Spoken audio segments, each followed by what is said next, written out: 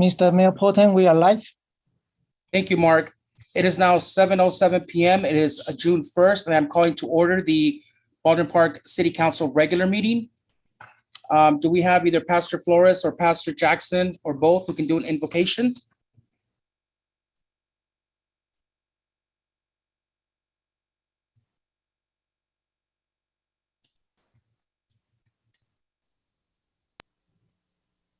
Father, we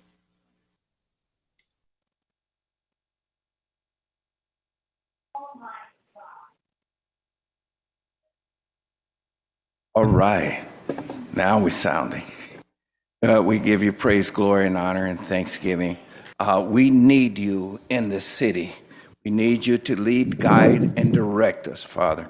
Many things are happening, not only in the city, but around the world. And many people are not aware of what's really going on. We're asking you, Lord God, in touching our city council. We're asking you in touching our school, Lord. We're asking you, Father God, in touching the police department and putting a hedge of protection around about them as they go around about the city to protect, Father. And not only them themselves, but they also have families as well. We're asking you touching the fire department, Father. There are things that happen like gangs, shooting, and a Trojan horse, which are called drugs, need to be stamped out. And we're asking you for your guidance and direction on that. We're asking you, Lord God, we just gone over Memorial Day, Father, and many soldiers have lost their lives and others have lost their lives in serving and protecting this country. We're asking you to lift up those survivors, Lord, and giving them the peace of God that passes all understanding. And so therefore, Lord, we give you praise, glory, and honor and thanksgiving. In the name of the Lord, we pray. Amen. Thank you, Pastor Jackson. Chief Lopez, can you please lead us in the Pledge of Allegiance?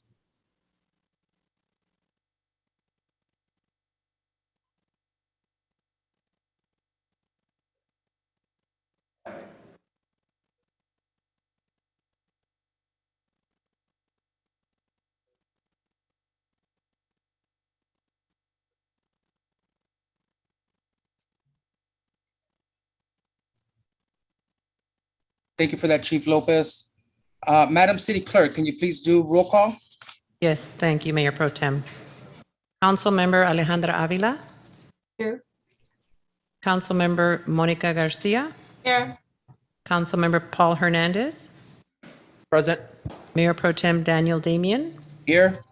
Mayor Emanuel Estrada. We'll make a motion to excuse Mayor Estrada. Can I get a second? Second. Was there a second? Yes, I believe. Second. Thank you. Thank you, Madam City Clerk. Mr. City Attorney, is there anything to report out of closed session? We didn't have a closed session. No, Mayor Pro Tems, we have nothing to report out of the closed session, but we didn't have closed session today, so I mistakenly included that in there, but no, we don't have anything to report. Perfect. Thank you, Robert. All The right, city moving on. clerk. Oh, Maria I'm sorry, Contreras that's is right. here too. And then we have our city treasurer, Marie Contreras, on the phone with us. I'm here. Welcome, Marie. Thank you. And then we have, we're going to be moving on to proclamations, commendations, and presentations. Today, we have an emergency drought regulations update presented by Jose Martinez from the Valley County Water District General Manager.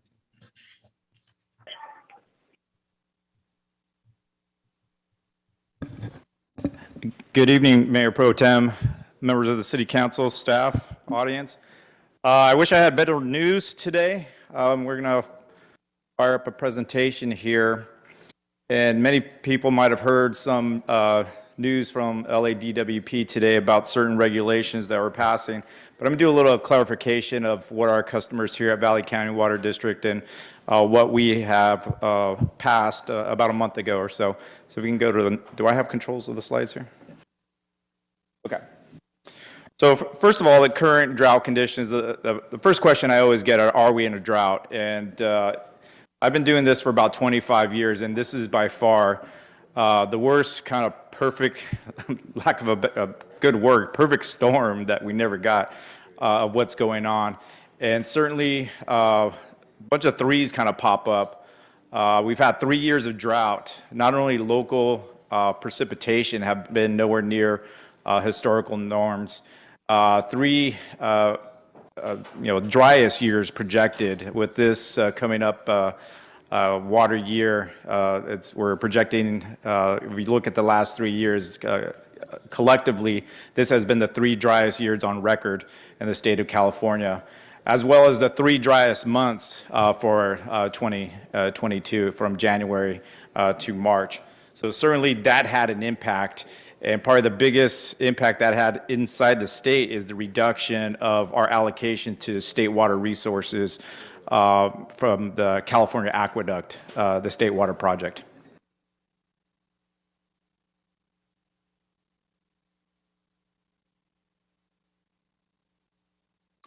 So a little bit with those facts, our board of directors looked at, and on May, looked at the issue, looked at what we should do and collectively talking with other water districts who manage the groundwater, which we are 100% dependent upon groundwater resources. When we overproduce, which we typically do on every year of what our allocation is of our groundwater, we have to purchase replenishment water, and that typically would come through the State Water Project, other resources in the northern part of the state. So with that loss of that potential replenishment water, the board of directors moved to stage 2. And the biggest change for that is moving from 3 days limiting outdoor watering from 3 days down to 2 days. And that was passed back in May 9th, 2022. DWP just recently passed a maximum of 2-day outdoor watering. They usually have a much larger budget for marketing. They'll put commercials out there, billboards, and so for the most part, when DWP starts setting up regulations, everybody typically gets those messages and starts adhering to that, which would be a great thing.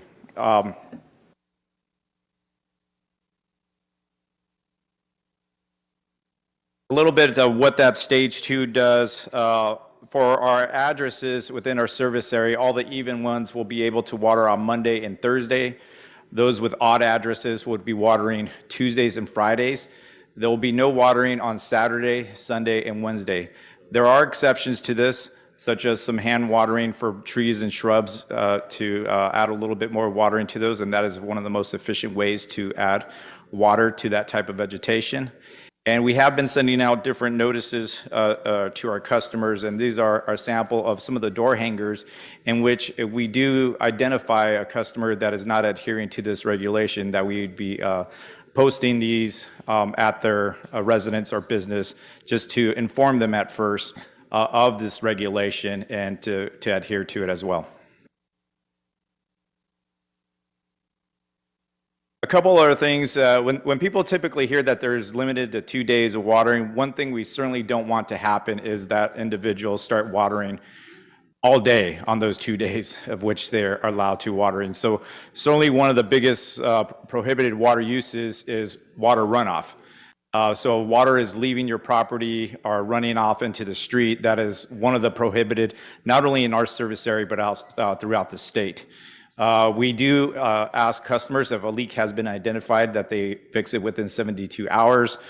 Typically during the summer months, we won't receive much rain, but in the event that we do, there is no watering after 48 hours. And all these are statewide mandates that are part of our district's ordinance for water conservation.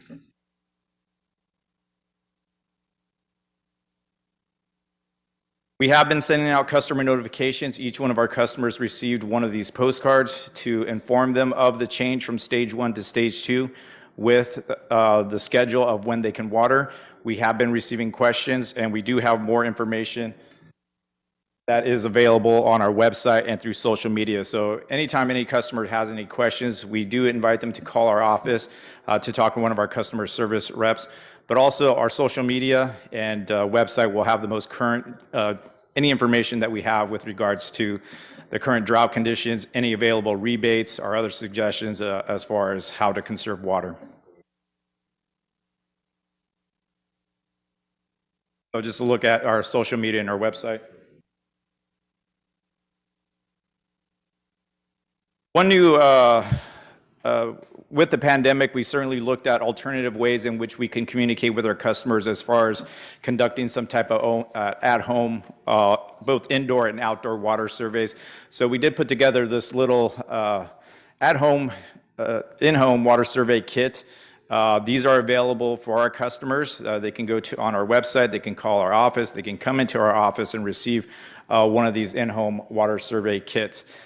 We did pass these out recently at our water awareness event, and we have been receiving several calls once we advertise for these kits through our bill inserts and through social media and on our website. So inside these kits, not only does it have a checklist to go through indoor and outdoor water conservation tips, but also includes some water hose nozzle, soil moisture sensor, and shower timer. So a lot of available tools for our customers to really reduce their in-home water use or business water use. And that's what we're really looking collectively. If we all conserve a little bit, that will certainly help us reduce our overall demands, but also help the state conserve the precious resources that we have right now. Also really trying to promote changes in landscape. If you look at our precipitation rates, as mentioned, we are far below what our historical norms are. So there are changes that can be done. Just walking around, these are pictures that I took this morning in my neighborhood of certain grass areas that are absolutely provide no function. And yet you see all the overspray and watering, what's going on there just to keep that one little strip of vegetation alive of grass, which is not native to California and requires a lot more water than what we see of some type of mulch with some shrubs with native California-friendly plant. That type of change would reduce, at least for that area, at least by 75 to 80% of the overall water consumption. So certainly promoting these types of changes for our customers. These changes, water conservation, both indoors and outdoor, not only help preserve this water supply, but also helps our customer to keep their bill lower. So that's what I'm here to say. The situation is grim, and we'll certainly, anybody who wishes to contact the water district, will help them look at ways in which they can conserve water, apply for rebates to do some type of turf replacement programs like this. We're about $2 a square foot. And at this point, if there's any questions from the council, I'd be more than happy to answer them at this time. Before I pass on, I really want to thank my Vice President David Muse and Council Member Ralph, who's here as well, Ralph Galvan, who's here in the audience. Did I miss anybody? Director Muse? I said President Muse. Oh, okay, got it. Thank you, Jose. Appreciate the presentation. One question we get often is, with this new changes, is how long should, what's the recommended or suggested time that people should be watering their lawns or their vegetation outside? Whatever you're doing, cutting it in half is usually the suggestion. And for the most part, anytime you start seeing runoff, where the ground gets saturated and it starts coming off the turf into the sidewalk or pavement, but we really ask customers if they're watering 10 minutes, cut it down to 5 minutes and start seeing how your vegetation starts doing. We typically outwater by 100%, if not more, 200 to 300% more than actually what is required with individuals that have some type of sprinkler system.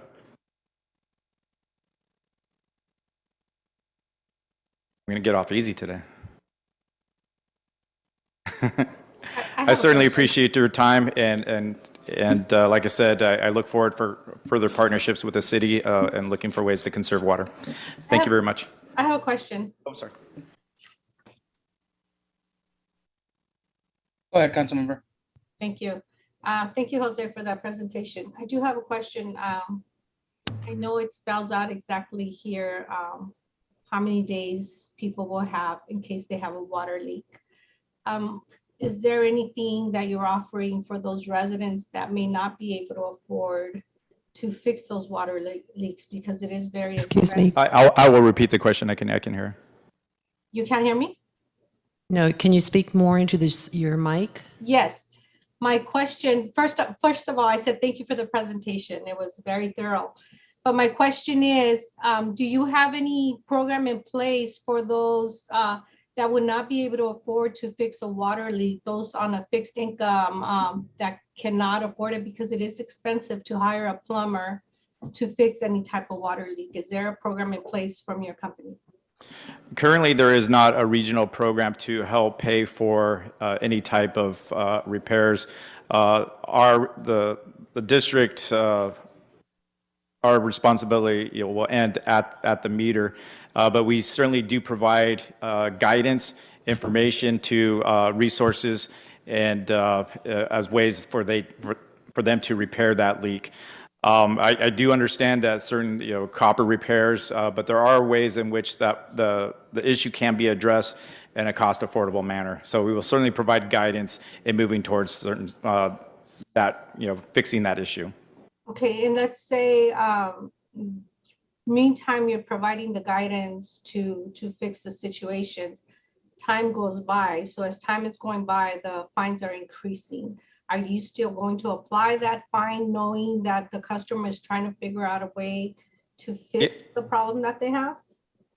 Yeah, and the question was, if the problem goes by and the customer is not able to fix it, what happens with the fining?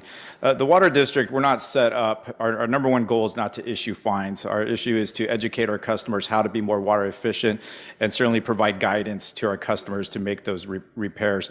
So we have and will continue to work with our customers in order to, one, the best thing is just to identify what the leak, what's happening.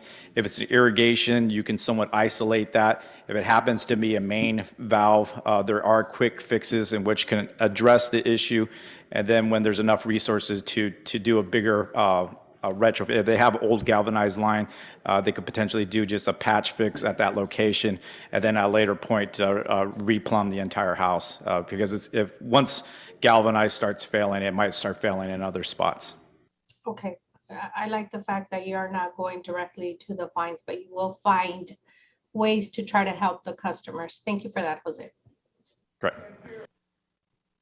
She thanked us for not going to issue fines right away. Great, thank you. Does anyone else have any other questions? If not, Jose, thank you so much for the presentation. We appreciate it. Thank you, sir. All right, now we're going to be moving on to the Mark Daniels Music Foundation Scholarship recipients presented to Deidre Barragan, Sierra Vista High School Flute, and Lizzie Taborada, Sierra Vista High School Vocal. Marlene Zermano and Maria Vieros will be presenting the Mark Daniels Music Foundation winner certificates. Councilmember Garcia, I don't have the cert. Oh, you know what? The mayor is back. I will give the chair back to the mayor. Great, thank you for that, Mayor Pro Tem, and thank you for running a tight ship while I was gone. Just so everybody knows, I was at my sister's graduation, so I was a little bit late, but I am excited to be back. And so we are, we have Mark Daniels Flores Music Foundation, and so go ahead and present the scholarship winners to us. Thank you. Thank you, Mayor and Mayor Pro Tem and City Council members. My name is Marlene Armas-Zermeno, and today I am representing as a board member and an aunt of the Mark Daniel Flores Music Foundation. We are happy to be here and presenting our in-person winners since the pandemic started. It honors our family and the incredibly talented individuals that we tribute tonight. I'm not sure if all of you are aware, but the Mark Daniel Flores Music Foundation was founded in 2009 following a tragic motorcycle accident of Mark Daniel Flores at the young age of 20.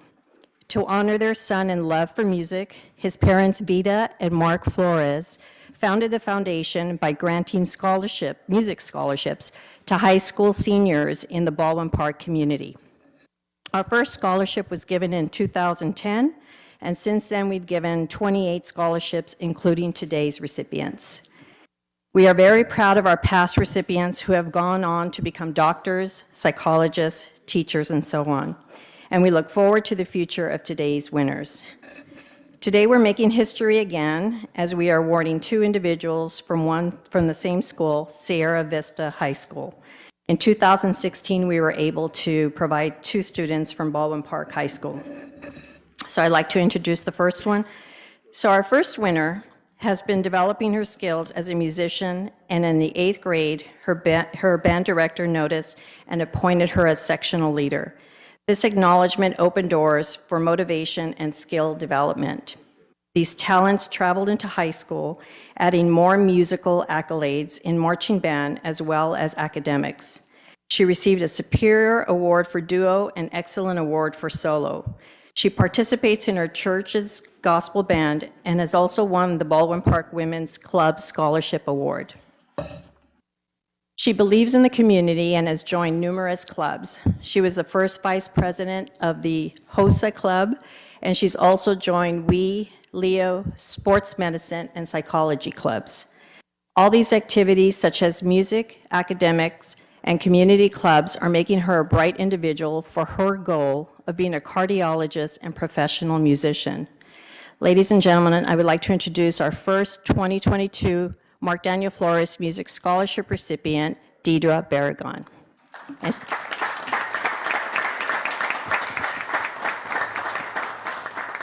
And she's going to perform a piece on the flute.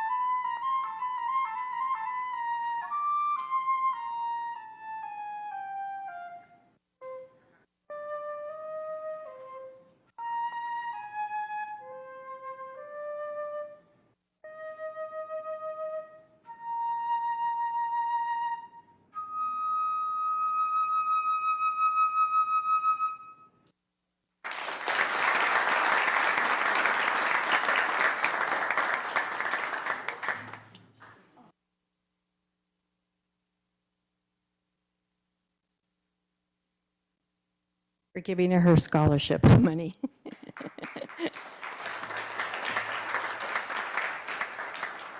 Thank you, Deidre. So our second winner is also from Sierra Vista High School, and she wanted to be a singer since she was 8 or 9 years old. In the 7th grade, she joined the choir at Sierra Vista Middle School and continued being a singer at Sierra Vista High School. She won the Baldwin Park Women's Club Scholarship Award and was a feature soloist in the SV Harmony Community Concerts. She received honor rolls for her excellent academic achievements and participates in the church singing worship group. Mental health is another passion of hers. She joined the NAMI Club and became aware of the stigma of mental health and wanted to help others develop strategies on a healthy mindset. Our winner will study to be a choir director and train in the music she loves. Please help me, a hand for our second 2022 Mark Daniel Flores Music Scholarship recipient, Litzy Taborda.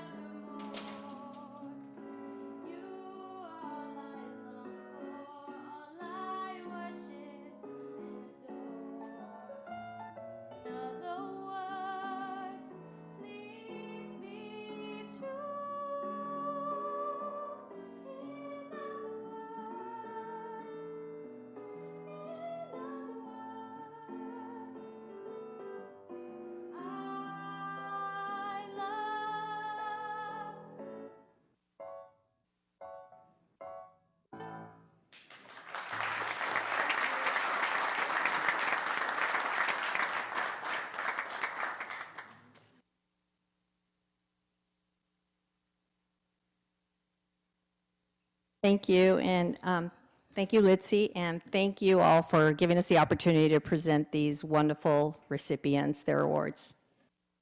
And can they take a photo? Yes, of course. So we have certificates for recognition on behalf of the city, and then we do have some, the California State Assembly on behalf of Blanca Rubio, so we definitely want them up for a nice picture and to present them these certificates.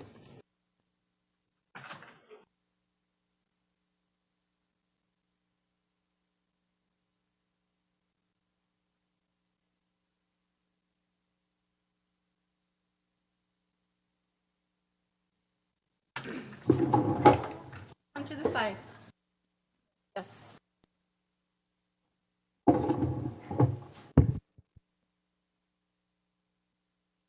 You can come up, yeah.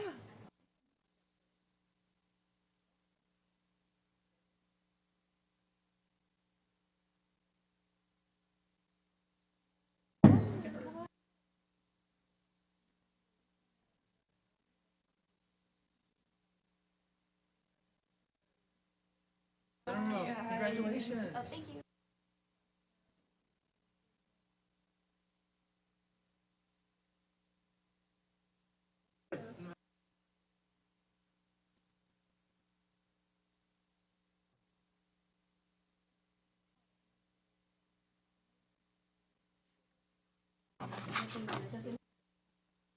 So Deidre and Litzy, City Council of the City of Baldwin Park congratulates you for being the recipient of the 2022 Mark Daniel Flores Music Foundation Scholarship. We wish you continued success on your musical endeavors and thank you for the favorable recognition you bring to your school and our community.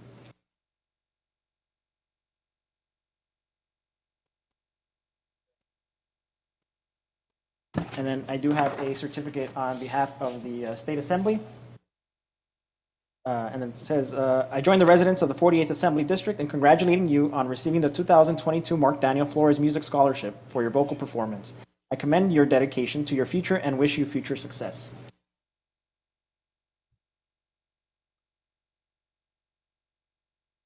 Very nice.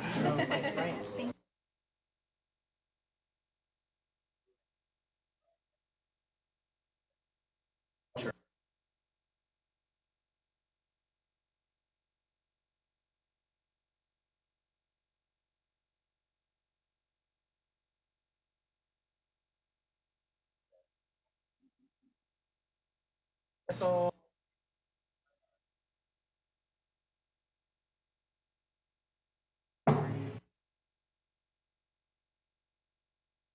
Thank you so much. Congratulations. I think they graduate tomorrow.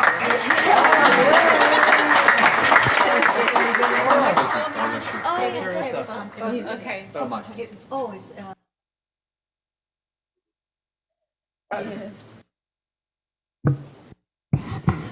So once again, congratulations to Deidre and Litzy. The Mark Daniels Music Scholarship Foundation has been around for a very long time now, and it's one of my favorite scholarships. When I was in high school a while back, I got to apply for it as well. So, but I didn't win, so it stings a little bit to have to congratulate all the winners here every year.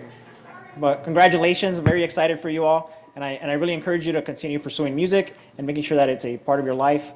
Visual arts and performing arts, I've said it multiple times, are incredibly important and vital to development of our youth, and it's important that we make sure that we continue to have access to it in working class communities like ours.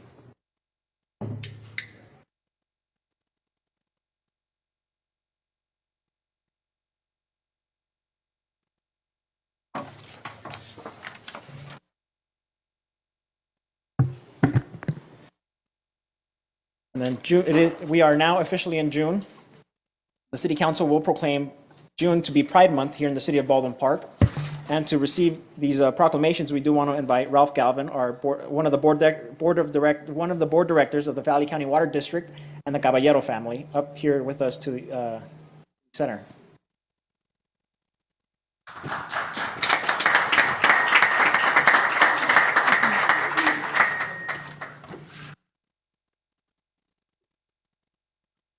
And as they make their way to the stage, I just want to remind everybody that we strive to be an inclusive city, making sure that everybody has the same recognition, opportunity, and that nobody is living in the shadows regardless of how they choose to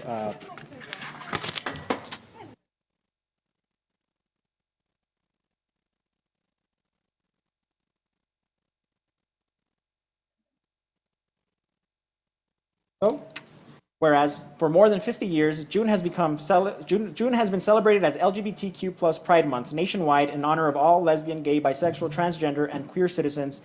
They have worked tirelessly for respect, equality, and their very own right to exist, asking for equal protection under the law. And to this day, the rights of LGBTQ plus Americans are under relentless attack and criticism. They live in fear and continue to face discrimination, violence, intolerance, and injustice.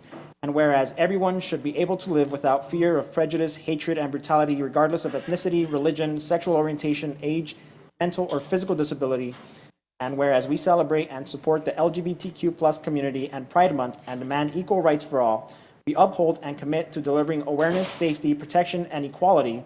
And whereas together, we congratulate and applaud Adam and Chad Caballero for their courage to stand tall, declare their pride in who they are and whom they love.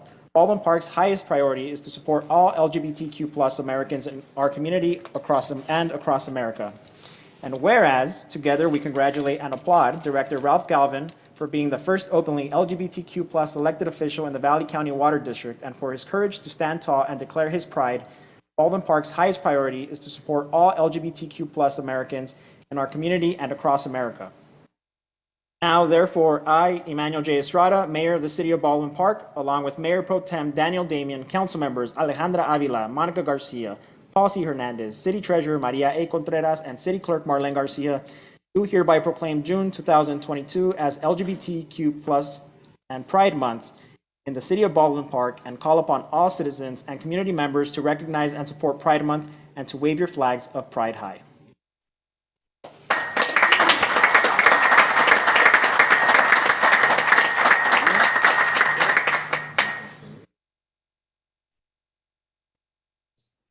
Oh, yes. And so I believe that we have Adam on Zoom. So if he unmutes himself, we'll be able to say hello to him. Hi, hello. Can you guys hear me? I can hear you. Alrighty. Hi. So, wow. First of all, I just wanted to say hello. Thank you. If you asked young Adam if he would have, the Caballeros would have been the recipients of an award like this, I would have laughed in your guys' face and quickly said, "I'm not gay. Who said?" But all jokes aside, growing up in the LGBT community, we're taught to hide such a special part of ourselves. And I think many people don't understand the toll that it actually takes on, an adolescent who's trying to grow and find themselves. And, seeing the progression of acceptance, not only within my family, how my parents have just been so open, but within the town that I was born and raised in, is just so, it's great. Representation is so important. And for myself and young people of this community to be able to see that we're not alone is great. Not everyone has the privilege of growing up with a horse and a rosa like I did. Some parents are very stuck in the growth part of their life, and that is totally okay. But this month is about taking pride in who we are, inspiring others to feel safe with the people around them. So, this month I just challenge all of you people to the parents who just, know that their mijo or mija is just special. If don't make it so much hard. Make it easier on them. Be open, be accepting, be a horse and rosa, in the community. So honestly, just thank you so much again. I'm just mind blown that this is something, and it's really amazing to see a lot of familiar faces who have been able to see Miss Avila to see just the growth and of who we are as people. So, and again, thank you. Short and sweet. Love you, Mom, Dad. You're the Love you. Thank you, and thank you for joining us. And just so everybody's aware, Adam is a product of Baldwin Park and a lot of the Baldwin Park recreational services. And another product of Baldwin Park is Ralph, who was also a former Parks and Recs employee. Now he's part of the. He was a former planning commissioner, and now he's a board of directors, as part of the board of directors on the Valley County Water District. So Ralph, I don't know if you have any words for us. Just a quick thank you to the mayor, Mayor Pro Tem, City Council staff. It's a leading city. We are raising pride flags outside. We have one in here. We have the crosswalk that was painted today. So we're leading the way in the LGBT movement. Thank you.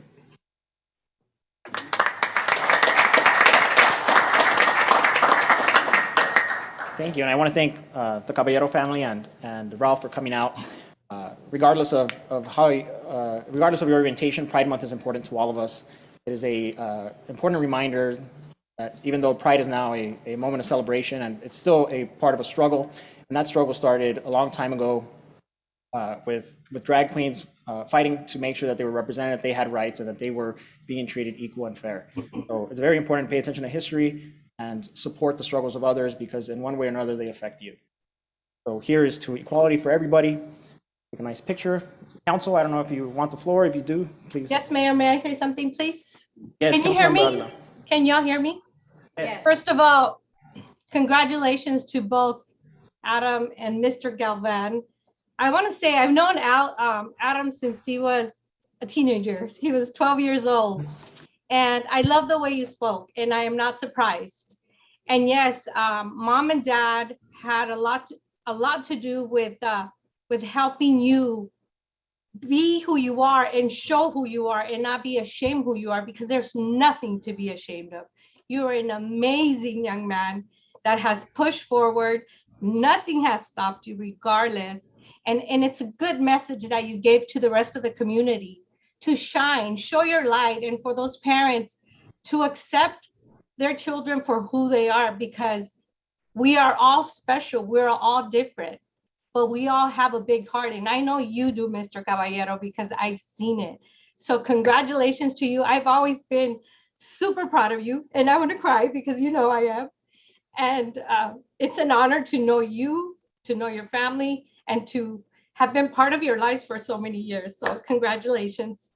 Now to Mr. Ralph Galvan, I haven't known you as long as Adam, but you have also been a light in our community. You have pushed and you have worked with our community members to be the best community member that can be in our city. So thank you for everything that you do. Keep shining that light and inspiring young leaders like you and like Mr. Caballero. We need more people like you in our community. And I am very proud of you guys to say who you are and be proud of who you are. Congratulations. Congratulations, Rosa and Horace also. Love you guys. Thank you.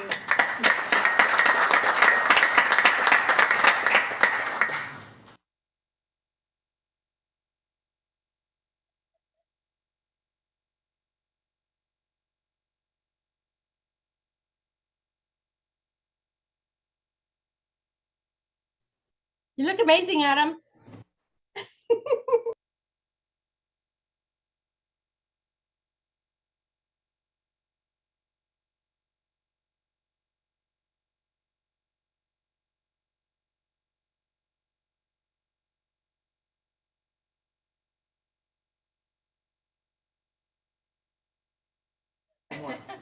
Got one more?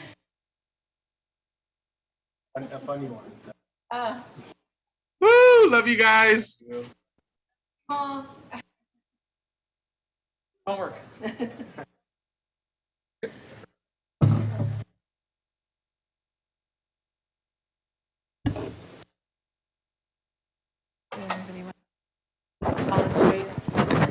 Yeah, absolutely. Again, Pride Month, as the mayor and everyone else has spoken, it's not only a day of celebration, but it's also a day of remembrance. Because far too many, we've had folks that are that others would perceive as different versus being unique and being themselves, being prosecuted, harmed, and even killed for their belief and for being who they are. So I'm happy that, again, that each and every year we support and celebrate Pride Month and all those that live in our city. Not only to be inclusive through the programs that we do, but also through the workforce that we have in our city to reflect the community that we reside in. So with that, thank you for everyone for celebrating with us and with you, more importantly.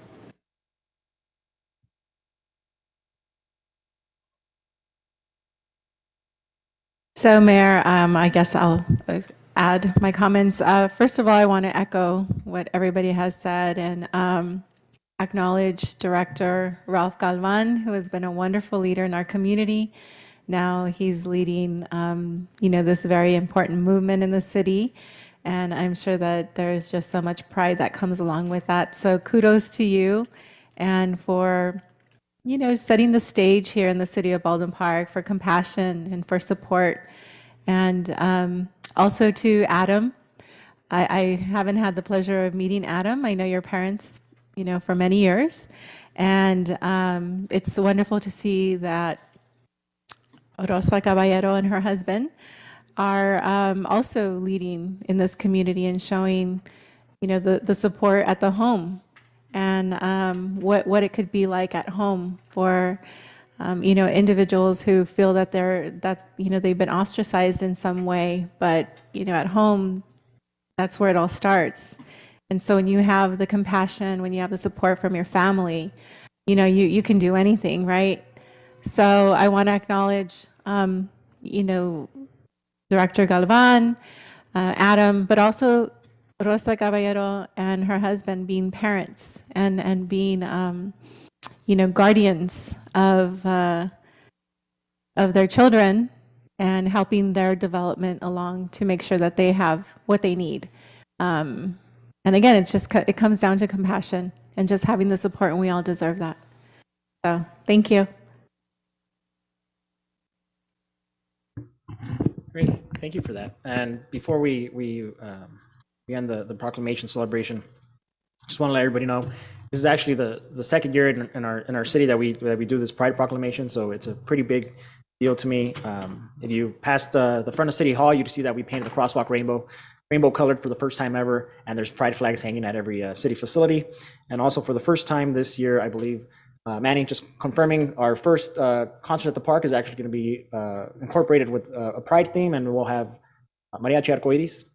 Yes, sir, Mr. Mayor. So we'll have Mariachi Arcoiris, one of the first all LGBT mariachi group. So it's a pretty important here in the city of Baldwin Park. But beyond that, we've also moved not just from celebration, but also making sure that we take action. And so last year, around the same time when we signed that proclamation, we also signed an agreement with the LGBT Center, making sure that we have a partnership with them so that they can provide resources for our community here at our Family Service Center. So thank you. And of course, thank you to my colleagues and council for making sure that the City of Baldwin Park is offering services to everybody and making sure that nobody is living in the shadows. At this moment, I will move to open public communication. If City Clerk, is there anybody looking to speak? Yes, thank you, Mayor. We do have someone who requested to speak over the phone. Her name is Kiana Martinez. She just wants to make general comments.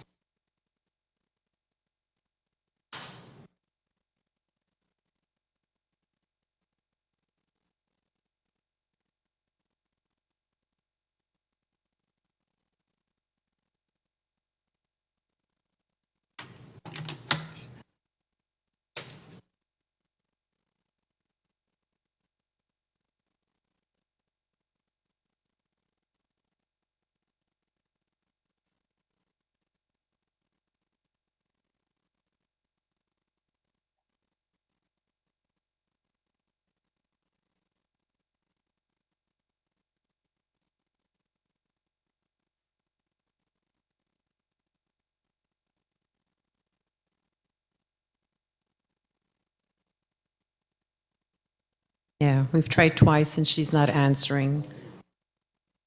We do have one speaker card, Valerie Munoz. She is here to speak on the San Gabriel Basin Water Quality Authority.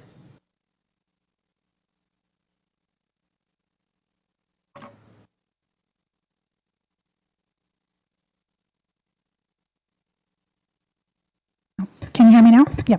Good evening, Mayor, Honorable Mayor, and City Council. I'm Mayor Pro Tem Valerie Munoz from the City of La Puente, but I'm your representative on the Water Quality Authority.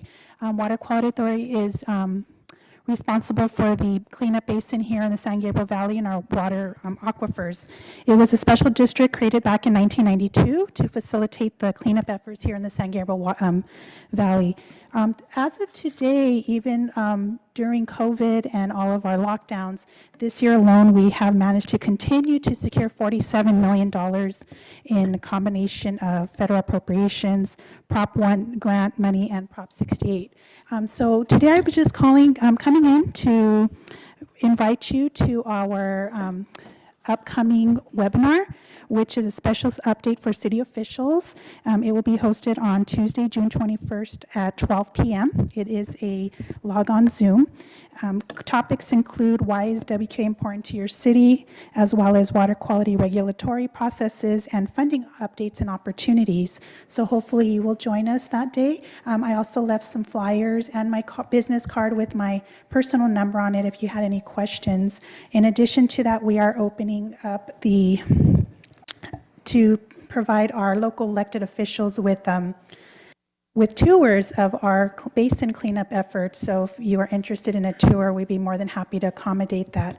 Here in Baldwin Park, you have the Baldwin Park Operable Unit, which is one of our largest cleanups. So it's here in your backyard. So we want to make sure that we're continuing to secure funding and also ensuring that our ratepayers are not held accountable for the water cleanup here in the cities. Thank you.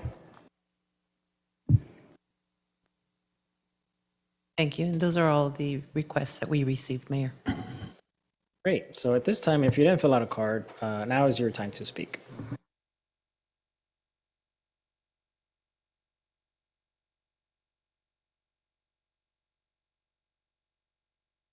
Sorry. I'm Catherine Lozier, manager of the Baldwin Park Library. June 1st is the start of our summer reading program. Here it's the Summer Discovery Program. It will run from today, June 1st, through August 14th. There is a game celebration where kids can read a combination of books and do a combination of activities and gain prizes. It's also open to teens and adults. In addition to the game component, there is also activity kits. They'll be weekly for preschoolers, school-age children, and teens, and monthly for adults. You can come in and grab them. Supplies are limited, so do make your way in sooner rather than later. We also have a number of in-person paid programs across LA County Library.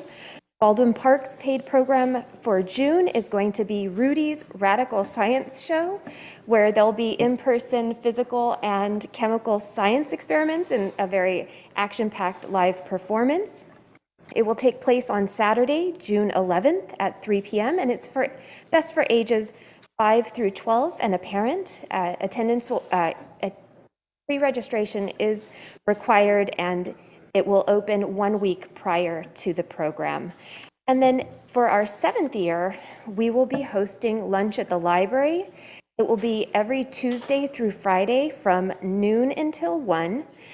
It will be a grab and go meal, so parents can pick up the meals for their children. Children and teens are not required to be on site. It's for anybody under 18 years of age. And there's no minimum or maximum restrictions on family income. And this is in partnership with the LA Regional Food Bank. There's so much more happening at the library. Please feel free to give us a call at 626-962-6947. Visit us on the website at lacountylibrary.org, or always feel free to stop in and see me at the library. Thank you so much. Have a good evening.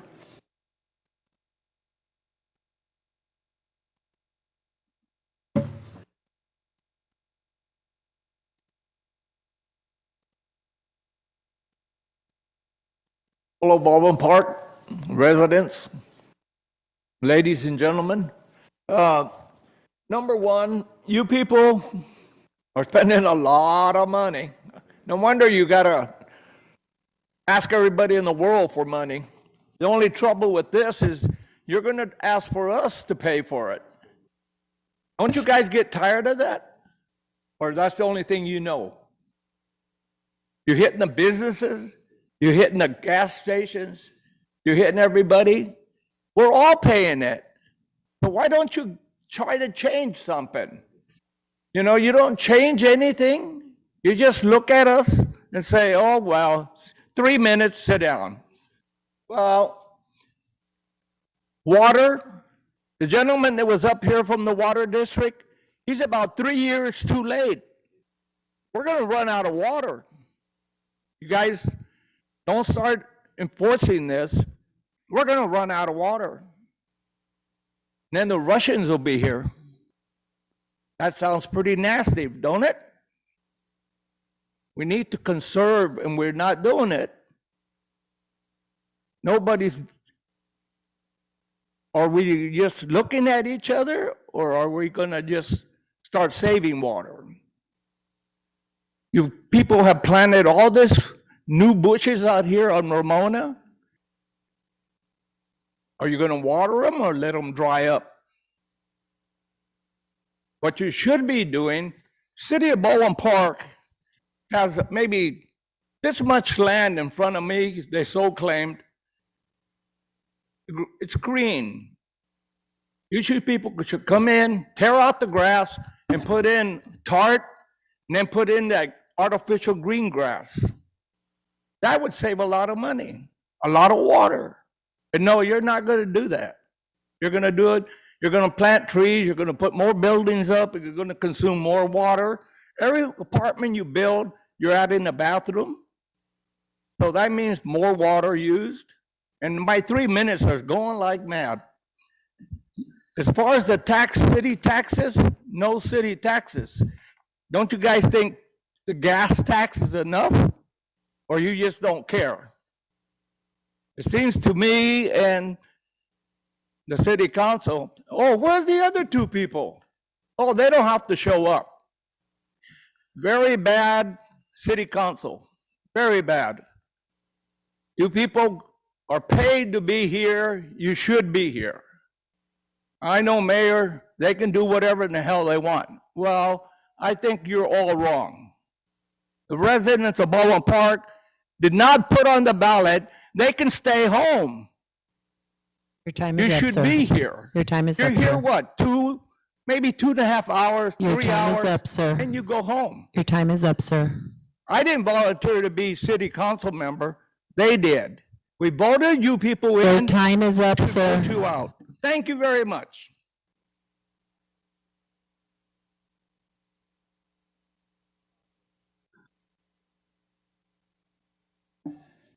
John Rios, resident. One of the things over the holidays, veterans and everything, one of the things that I was at my house, enjoying it and everything, and then some neighbors came around.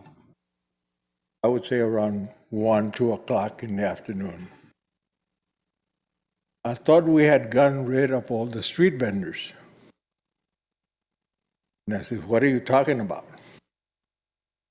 So I got in my truck, took a drive. There were street vendors, and I knew that the inspectors were taking the weekend off, which they deserve. But one of the questions they asked me, why we're permitting this to go on and go on? Why don't we just take their cards away and get rid of it? I've talked to the county health department. They say they're more than willing to come over and help our inspectors to do that. I know that in the bylaws for the city, we have the right to take them away. Okay? But I told them I would get back to you. To all my neighbors that came by and, disturbed my time, which it's okay by me. Now let's talk about the water situation. One of the things that not only the state of California, but the county and our city, we keep on giving permits to developers to come in with apartments and everything. Like Mr. Luna said, they have 2 showers, 4 people, living in there. Where there used to be 1 house, now there's 20. To multiply that, all the water that we're using now. It's time for the county and the city of Baldwin Park to say, no more building. You want to go back to when the people came over to California, they used to wash their plates and everything with sand. That's one thing that I hope we don't get to that point. But if we don't open our eyes and our hearts for our children that are coming up, they're not going to have no water.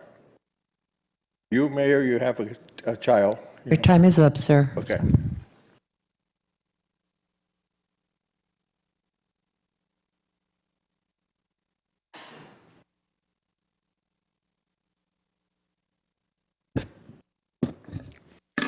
Greg Tuttle, business owner. First, I want to thank the code enforcement for going out there and finally getting some of Royal Coach's illegal lean-tos down. But we seem to have a director or acting director, Ron Garcia, that doesn't understand the laws of the city with the building permits and all the other stuff. I had a heated conversation with him this morning, and he doesn't seem to understand that when you build an illegal building, whether it's built in 2002 or built now, it needs to come down. But here's our problem. Royal Coaches is paid off. A ton of the council people. I can count Marlene Garcia. I can count Monica Garcia. I don't know about Hernandez. I haven't read his report. But all this stuff was favoritism back in the day. Now, Ron Garcia says he's missing a report that I said that I saw back a year ago 2 years ago when I made this complaint again for the third time to tear down these illegal buildings that Royal Coaches has. But it seems that everybody gets buddy deals when it's Royal Coaches. I'm tired of the buddy deals. I'm appreciative of the new council with the 3 people that we have that are finally cleaning up the city. You guys are doing a good job. But you have people that work for you that aren't doing a good job. Ron Garcia has his 3 people, his 3 code people, tell him specifically that building that needs to come down. What's he do? He ignores it. Oh, they took out a permit in 2002. Oh, well, they didn't finalize it until 2019. Really? Permits don't last that long. And they never really got a real permit. They still got a building down the street that's a 2-story building to house 2 trucks that were illegal back when Amy Harbin was here. But did they do anything? No, because of the Lozano group and the Marlene Garcias, because they were all doing robocalls for the council members back during the election. They donated heavily to the campaigns. Monica Garcia's gotten over 20 grand from them on her little, what was it, Senate race, wasn't it? You failed. Then you had your assembly race, you failed. The only thing you can do is be a councilwoman. Thanks for showing up today, Monica, because you never show up. You never do anything. You just talk. We need to get this thing cured with Royal Coaches. I'm tired of talking with this. Ron Garcia says that this place over here is not under redevelopment. Well, Monica Garcia says it's under redevelopment because they allowed that recycling place, it's a rat-infested place over there, to come in. And she specifically told them that they have to move when they're going to do redevelopment. But Ron doesn't understand redevelopment in our city and our city plans. Your time is up, sir. We need this fixed. Your time is up, now, sir. I heard you. Your time is up. Okay, honey, I heard you. Don't call me honey. I'm not your honey. I told you. Don't call me honey. I'm not your honey. I am Marlene Garcia. And there's only one Marlene Garcia.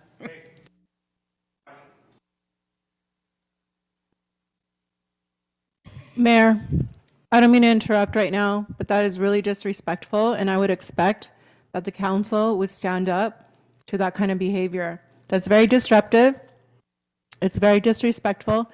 I mean, you've gone on your rants on me for years. I'm fine with it. But when I see you attacking other women in this organization, which I have seen year after year after year, this needs to stop. And we need to take a stand against this. Mayor, when you see other people disrupting council, you'll call them out. And we need to do the same. We need to apply that across the board.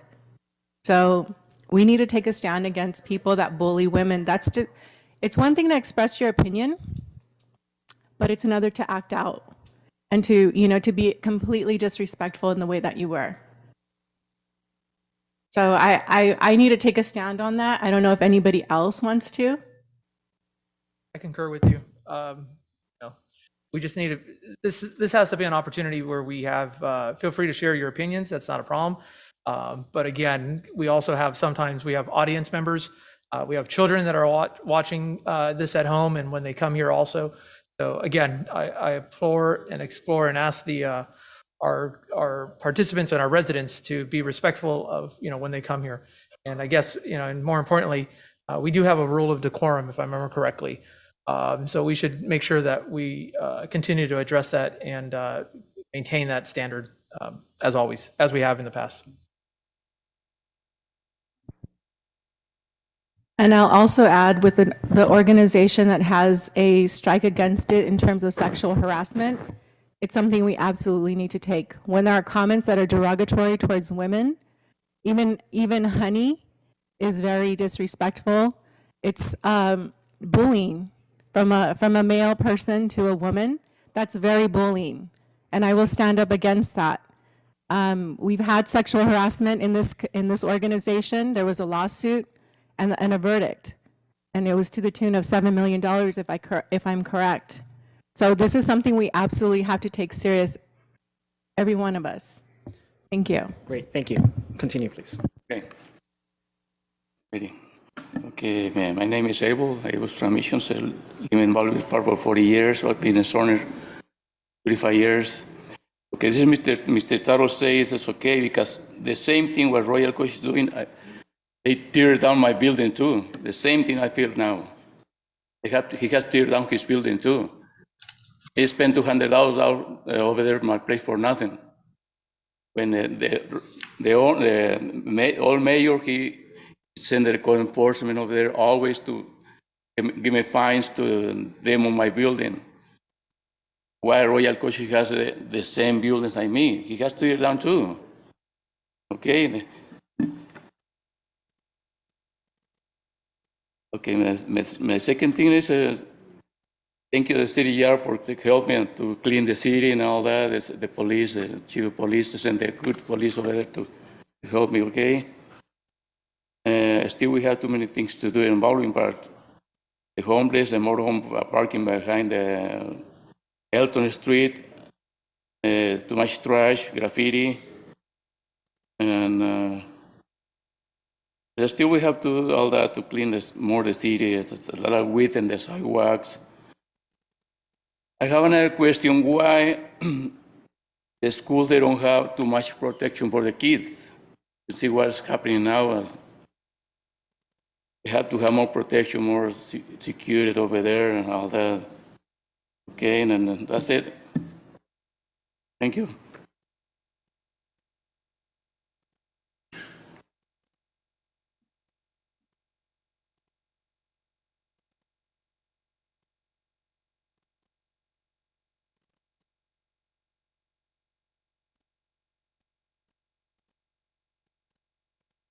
Good afternoon, Mr. Mayor, Council. My name is Denik Sigareka.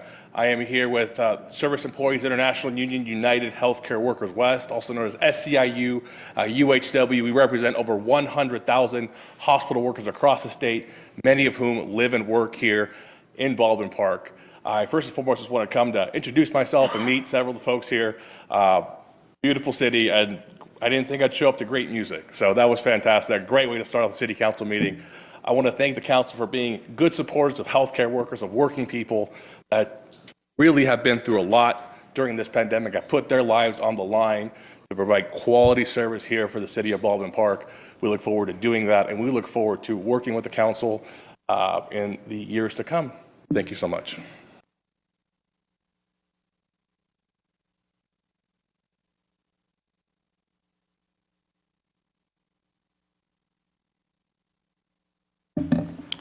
Buenas tardes, Council Member, Mayor, and Mayor Pro Tem, City Staff. Necesito intérprete, pero me gustaría que fuera cuando terminara mi participación. Le voy a dejar para que lea el documento. Trajo a mi atención cuando revisé la agenda para esta reunión. La primera parte de la segunda petición que hizo el concejal Paul Hernández, a quien respeto como a todos ustedes, y voy a leer un documento que encontré acerca de un estudio que hizo la Unión de Libertades Civiles de América acerca de la policía en nuestras escuelas. En los últimos 50 años, nuestras escuelas se han convertido en lugares de creciente criminalización de los jóvenes. Un hecho preocupante es que aún más cierto eso es más cierto para las comunidades negras y las comunidades latinas y las comunidades pobres, por supuesto. Hoy en día, Los agentes de policías asignados a las escuelas de patrulla pueden usar legalmente la fuerza física contra los estudiantes, arrestarlos y esposarlos, y ejercer todo el peso del sistema de justicia penal para los que se portan mal. El papel principal de la policía en las escuelas es hacer cumplir las leyes penales y prácticamente todas las violaciones de una regla escolar pueden ser consideradas un acto criminal. Si se ven todas estas, cuando se ven a través del lente de los oficiales que están en nuestras escuelas. Aunque a menudo se les hace referencia a estos policías como oficiales de recursos escolares, su poder legal y sus acciones de asistencia revelan que están en designación solo sirve para enmascarar que su presencia ha transformado a las escuelas en otro sitio de policía concentrada. Esa policía marca el inicio del oleoducto de las escuelas a la prisión. Escuela, prisión. ¿Sí? El punto de entrada a este sistema hace que nuestros jóvenes son la población mayor en las cárceles de Estados Unidos, sobre todo la comunidad latina. La seguridad, Council Member, es un quehacer de todos los ciudadanos, padres de familia, maestros, estudiantes y miembros de una comunidad. Seguridad quiere decir estabilidad en la vivienda, estabilidad económica, estabilidad en tener un pan en la mesa. Requerimos, toda esta semana no hemos tenido un lugar a donde ir y confortar a las familias que vienen con tanto dolor y sufrimiento por lo que pasó en Texas.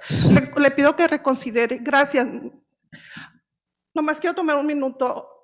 Siento mucho las palabras que fueron referidas para usted, secretaria, Gracias. no son adecuadas No. de ninguna manera. Desafortunadamente son 3 minutos. Gracias.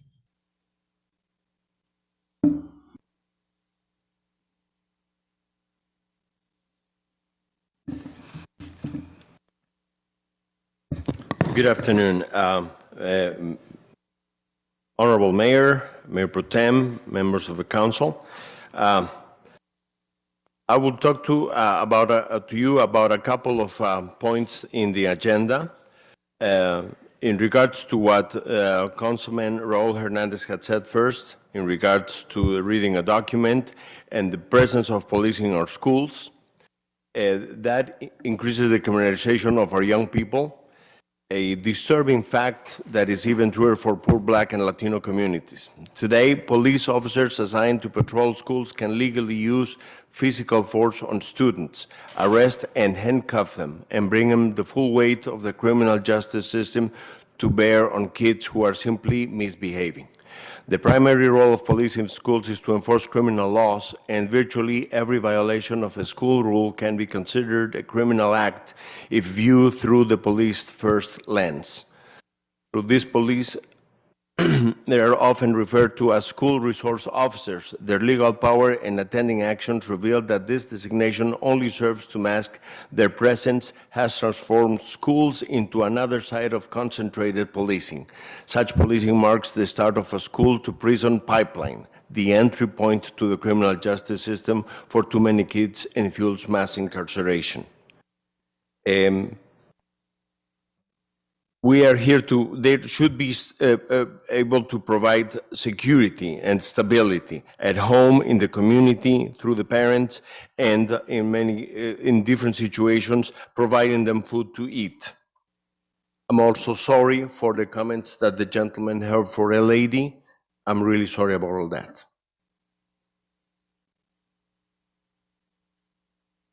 Gracias.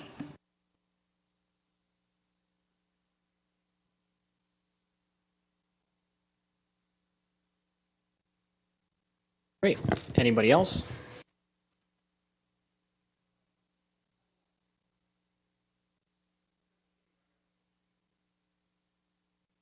You have 3 minutes to talk about anything you'd like. I have a couple of things that are my concern. The one thing that's my main concern is the police department.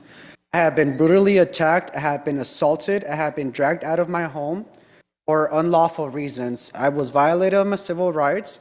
I have tried to contact the chief for the past, 10 years.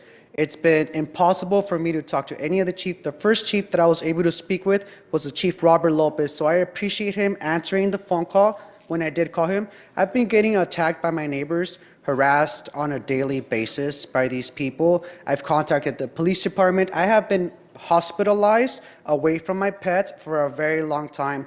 The one thing that bothers me is that when I got out of the hospital, I came home to dead animals. Who am I going to call with that? Animal rights? What do you guys want, a big riot over the police department? I don't think so. So that's my main concern is the police department. I need them gone.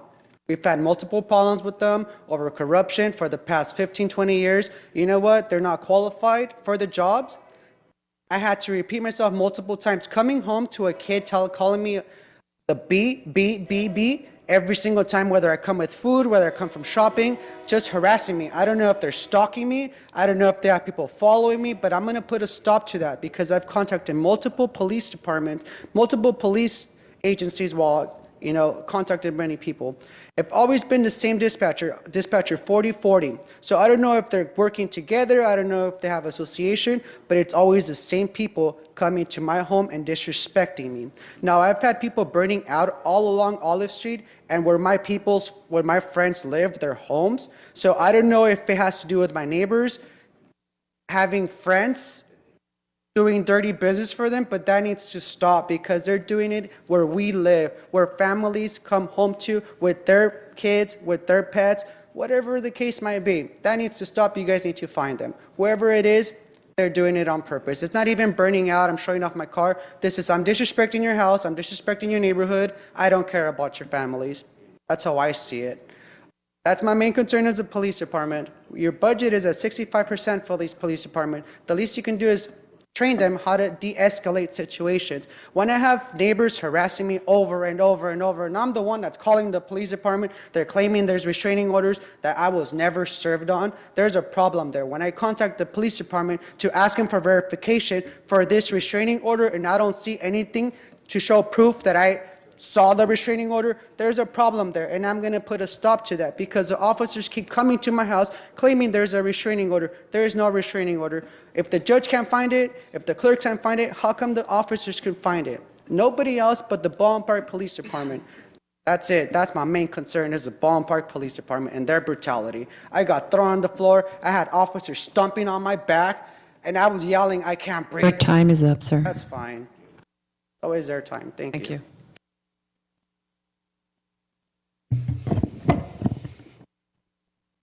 Anybody else looking to speak? If not, I will move to close public communication. Just want to... Mr. Mayor, if I may? Yeah, if I can just make my comments first. So I just wanted to talk on the water. We're all, I think Mr. Luna left already, but we are all paying close attention to water.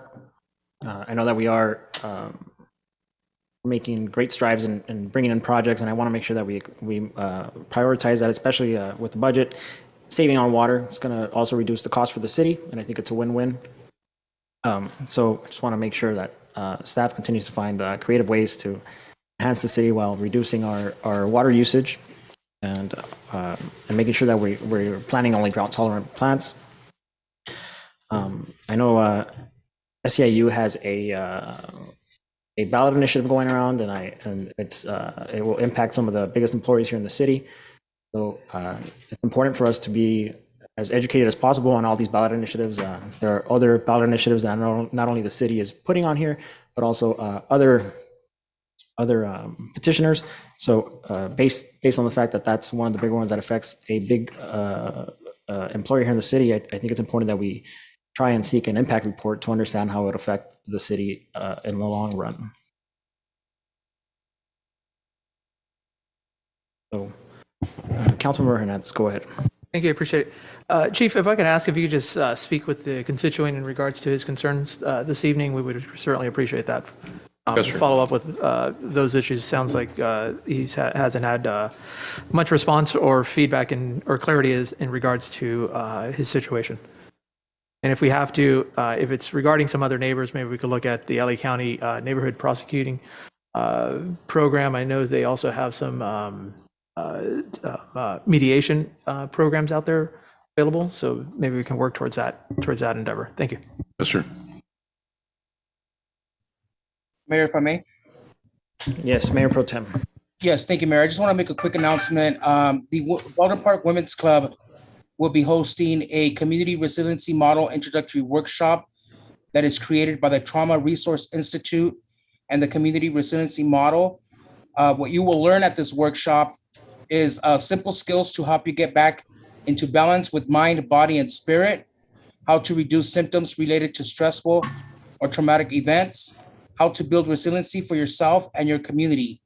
This will be hosted on Saturday, June 11th at 10 a.m. at the Baldwin Park Women's Club, which is located at 3817 Baldwin Park Boulevard in the city of Baldwin Park. This is for the entire community. So I invite you guys to join. And then I also just want to congratulate our graduates tomorrow from North Park High School, Baldwin Park High School, and Cerro Vista High School. Just want to say congratulations to class of 2022. Thank you, Mayor. Great. Thank you, Mayor Pro Tem. Any other questions, concerns?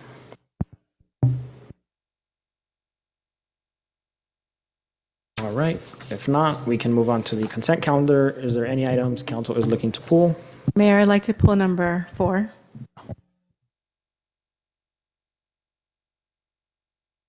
Okay. Is there any other items council is looking to pull?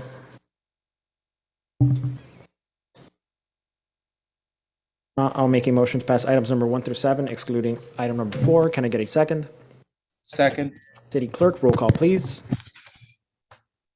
Thank you, Mayor. Mayor Estrada, Yes. Councilmember Hernandez, Yes. Councilmember Alejandra Avila, Yes. Councilmember Monica Garcia, Yes. Mayor Pro Tem Daniel Damian. Yes. Motion passes. Great. Thank you for that, City Clerk. Councilmember Garcia, you have the floor. Thank you. I just wanted to take the opportunity to share this with our community. Probably like 10 years ago, we gathered at Walnut Creek Nature Park and walked the park back then, and there were some concerns about its condition at that time. And we just started to create this vision for improvements, and not only on the site, but connectivity to the San Gabriel River path and within the city as well. It's just such a wonderful gem, and it was hidden, tucked away. So creating that connectivity could really, connect us with the region, and through the river path, Santa Fe Dam, all these connectors, the Emerald Necklace, and we wanted to share this gem with the region.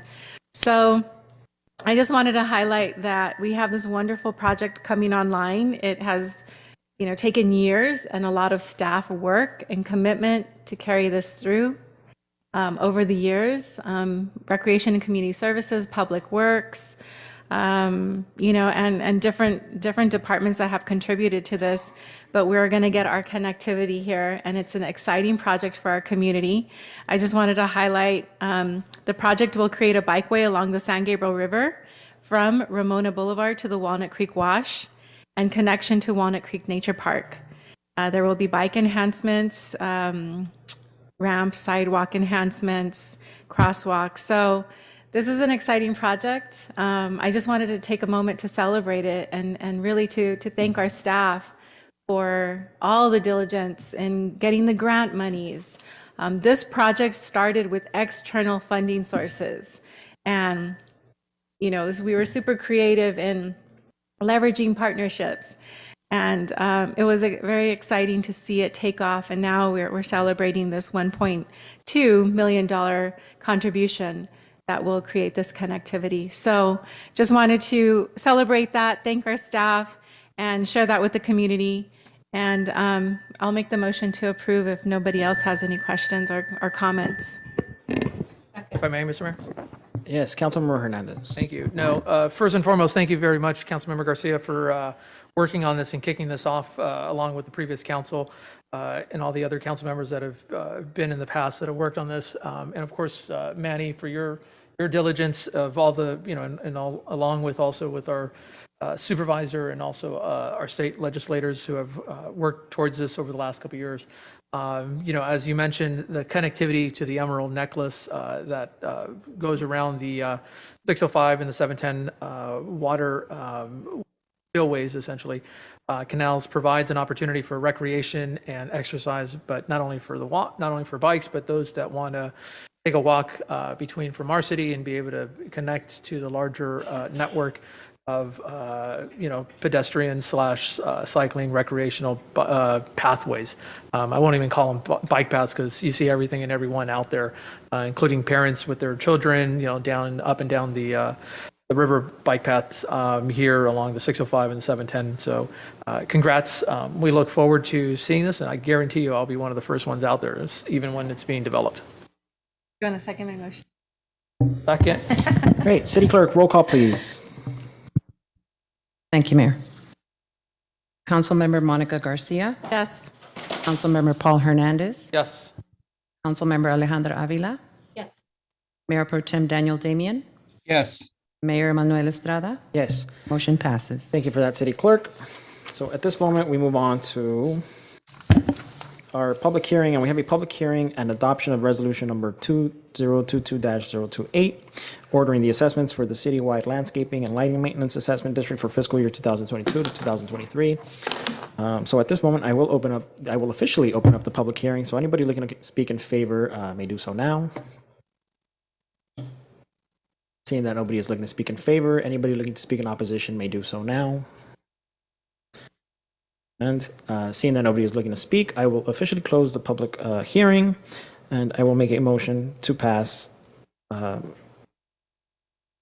adopt resolution number 2022-028, entitled "A Resolution of the City Council of the City of Baldwin Park, California, ordering the annual levy and collection of the assessments associated with citywide landscaping and lighting maintenance assessment district for fiscal year 2022-2023, and authorizing the Los Angeles County Assessor to add the special assessment to the property tax bills." Can I get a second? City Clerk, roll call, please. Thank you, Mayor. Mayor Estrada. Yes. Councilmember Alejandra Avila. Yes. Councilmember Monica Garcia. Yes. Councilmember Paul Hernandez. Yes. Mayor Pro Tem Daniel Damian. Yes. Motion passes. Great, thank you for that. And so the next public hearing is for public hearing and adoption of resolution number 2022-029, ordering the assessment for the citywide park maintenance district for fiscal year 2022-2023. So at this moment, I will officially open up the public hearing. Anybody looking to speak in favor may do so now. And then anybody looking to speak in opposition may do so now. And looking that nobody wants to speak, I will officially close the public hearing, and I will make a motion to adopt resolution number 2022-028. Can I get a second? Second. Oh. Sorry, correction. Resolution number 2022-029. Second. Second by Councilmember Garcia. City Clerk, roll call, please. Thank you, Mayor. Mayor Estrada. Yes. Councilmember Garcia. Yes. Councilmember Alejandra Avila. Yes. Councilmember Paul Hernandez. Yes. Mayor Pro Tem Daniel Damian. Yes. Motion passes. Great, thank you for that. And so we have item number 10 is also a public hearing, a request to the City Council from the Planning Commission to approve development agreement 19-03 to allow the construction of a double-faced LED digital billboard at the location 1529 Virginia Avenue, applicant Lamar of Los Angeles, case numbers DA 19-03. So at this moment, I will officially open up the public hearing for anybody looking to speak in favor. Can I get a, anybody looking to speak in favor may do so now. Mayor, I'm sorry, before you open for the in favor, we do have someone who would like for us to call them. Her name is Erica Vasquez. She would like to speak against. Okay.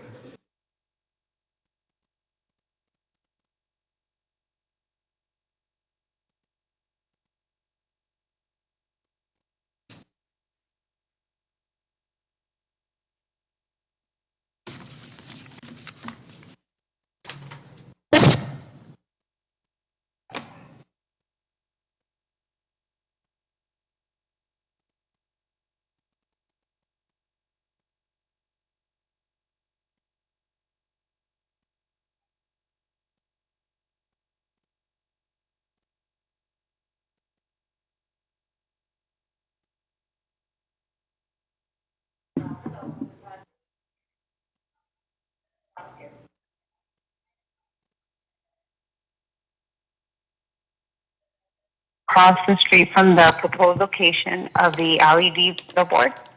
My family and I are deeply concerned with the nuisance the LED billboard will bring to our home, especially during the night. We enjoy spending lots of time in our front yard, and more so during the night. Another concern regarding the proposed LED billboard is the negative impact it will have on our property value. It will bring down our property value and possibly make it difficult to sell our home in the future. My family and I respectfully ask to please consider an alternate location for the LED billboard. Please ask yourselves, would any of you want this LED billboard across the street from your home? Once again, please consider the negative impact it will have on our family quality time and our decrease in property value. Thank you for your time. Thank you so much.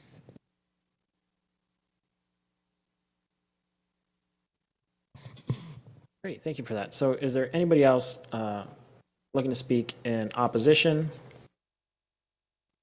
And anybody looking to speak in favor? Not, I will officially close the public communication. Sorry, I will officially close the public hearing. And I believe, Ron, are you in charge of the billboard? Yes, thank you, Mayor. Just in response to the residents' concern based on lighting, there was a ambient light photometric study that was performed, and there concluded that there is not going to be a significant impact to additional ambient light in that area. The additional light in that area amounts to about 0.2 foot candles, which is well below what's allowed, the maximum allowed within that area. So the study did conclude that it would not result in a substantial light or glare impact. They also, just for context, the properties that are right across the street from the proposed billboard location are all non-residentially zoned, so they're legal non-conforming residential uses in that area, directly adjacent to the In-N-Out, which is right off of Francisquito. Our environmental consultants that performed that study, they are present for any technical questions, in addition to what I've provided the council. Great. Thank you for that, Ron. If any council members have any questions or concerns? Mayor, I do have some questions. So either for Ron or for Lamar. Excuse me. I have some questions about how the billboard will face and its position to the resident that just spoke. Hi, my name is Kent Saunders. I'm a consultant with Lamar. That resident is directly behind the billboard. So essentially what she would see is the back. Wouldn't see any light emanating from the front of the billboard. And so the back has what? Nothing. It's really the back. It's almost like a backside of a TV. So it's not double-faced. It won't. Faces the freeway and the freeway only. Mm-hmm. Okay. And are there any future plans for the double-facing? That's both faces. Both faces face east and westbound I-10. Okay. Yeah. So when you say that the back, You're essentially looking at the back. Think of the board as like this. The two screens go out. She is on the back corner. So she would see maybe the side of the board, frame of the board, but she's looking at the back of the other board. I see. But what we will say is if nobody's going to see, no resident, we put that board there for a reason because it faces the freeway and not residential. It's a low residential area as well. So if for some reason they are concerned or they get some kind of residual light, which you don't expect, we're willing to we'll make people happy. If that involves a panel, block even more light, more than happy to do that. Also, to add to that, Councilmember Garcia, is the billboard is going to be equipped with a automatic light sensor. to automatically adjust the lumens on the LED. So again, so that way it does not exceed the foot candles that are already programmed in there, not to exceed 0.02 foot candles. Thank you for that information. Thank you.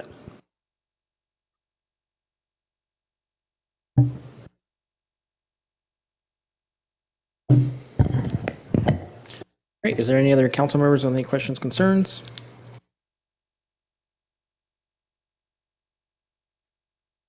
Not, I will make a motion to introduce for first reading by title only, ordinance entitled, an ordinance of the City of Baldwin Park, an ordinance of the City Council of the City of Baldwin Park authorizing the City of Baldwin Park to enter into a development agreement with Lamar Los Angeles for the approval to allow the construction of a double-faced LED digital billboard structure at the real property located at 1529 Virginia Avenue along the I-10 freeway within the City of Baldwin Park. Can I get a second? Second. All right. City Clerk, roll call, please. Thank you, Mayor. Mayor Estrada, Yes. Mayor Pro Tem Damian, Yes. Councilmember Alejandra Avila, Yes. Councilmember Monica Garcia, Councilmember Paul Hernandez. No. Motion passes. Great. Thank you for that. So we're down to reports of officers.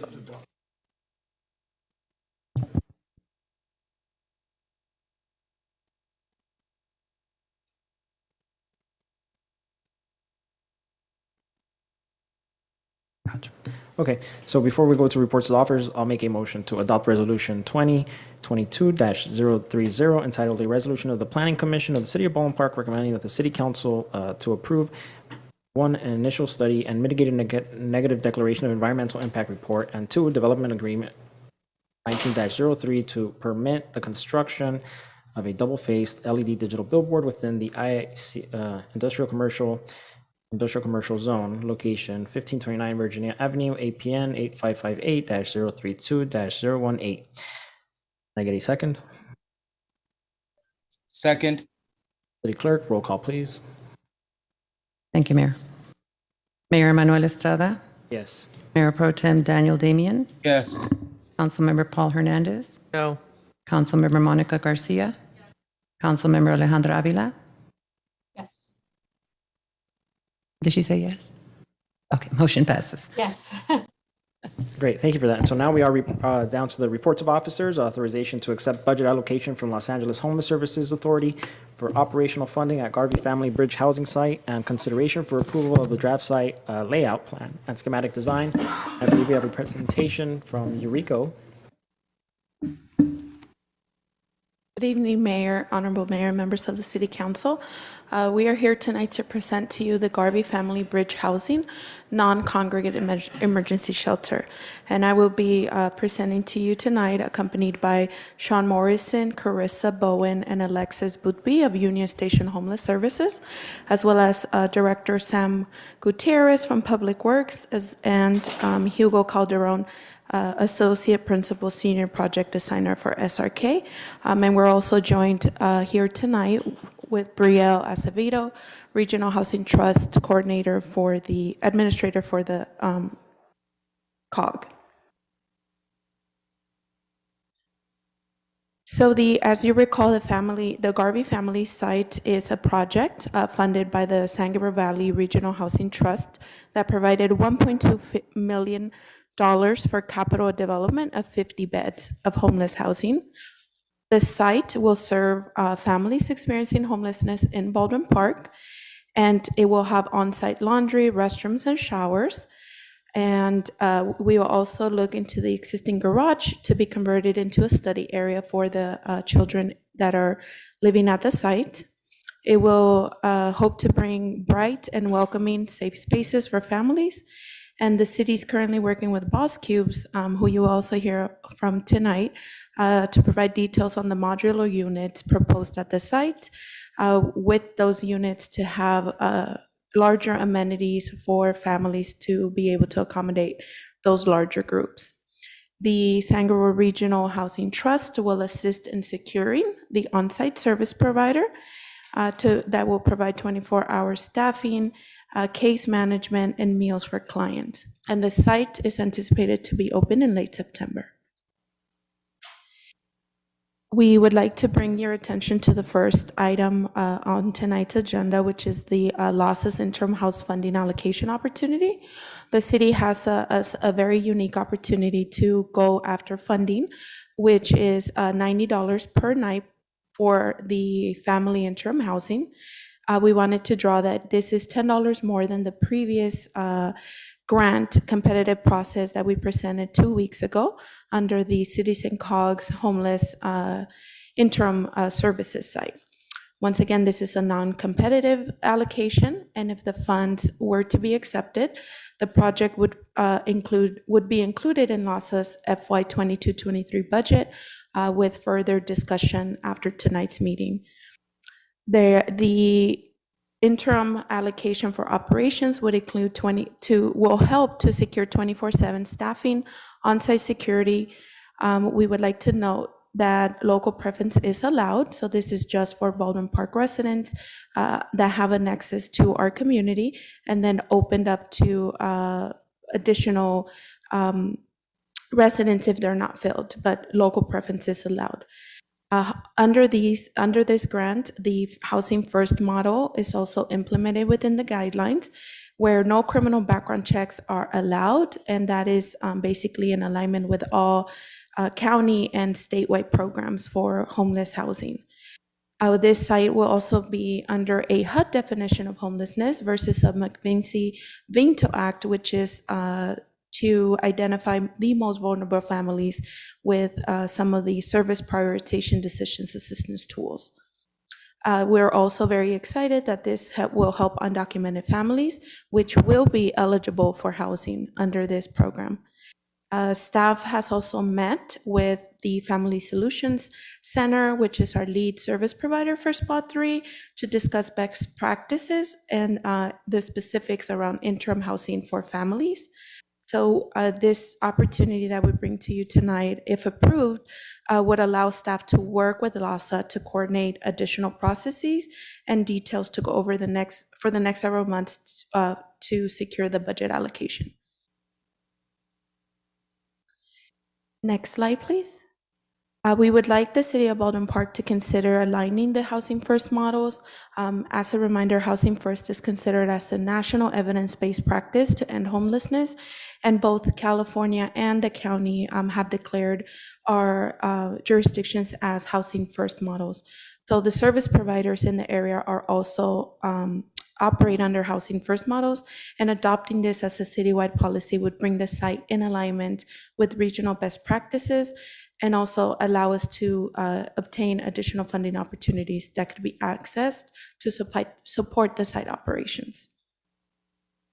And at this point, I would like to introduce Sean, who is here with Union Station to go over some specific details around Housing First. Thank you, Eureka. Thank you to the mayor and the city council. We're happy to be here. My name is Sean Morrissey.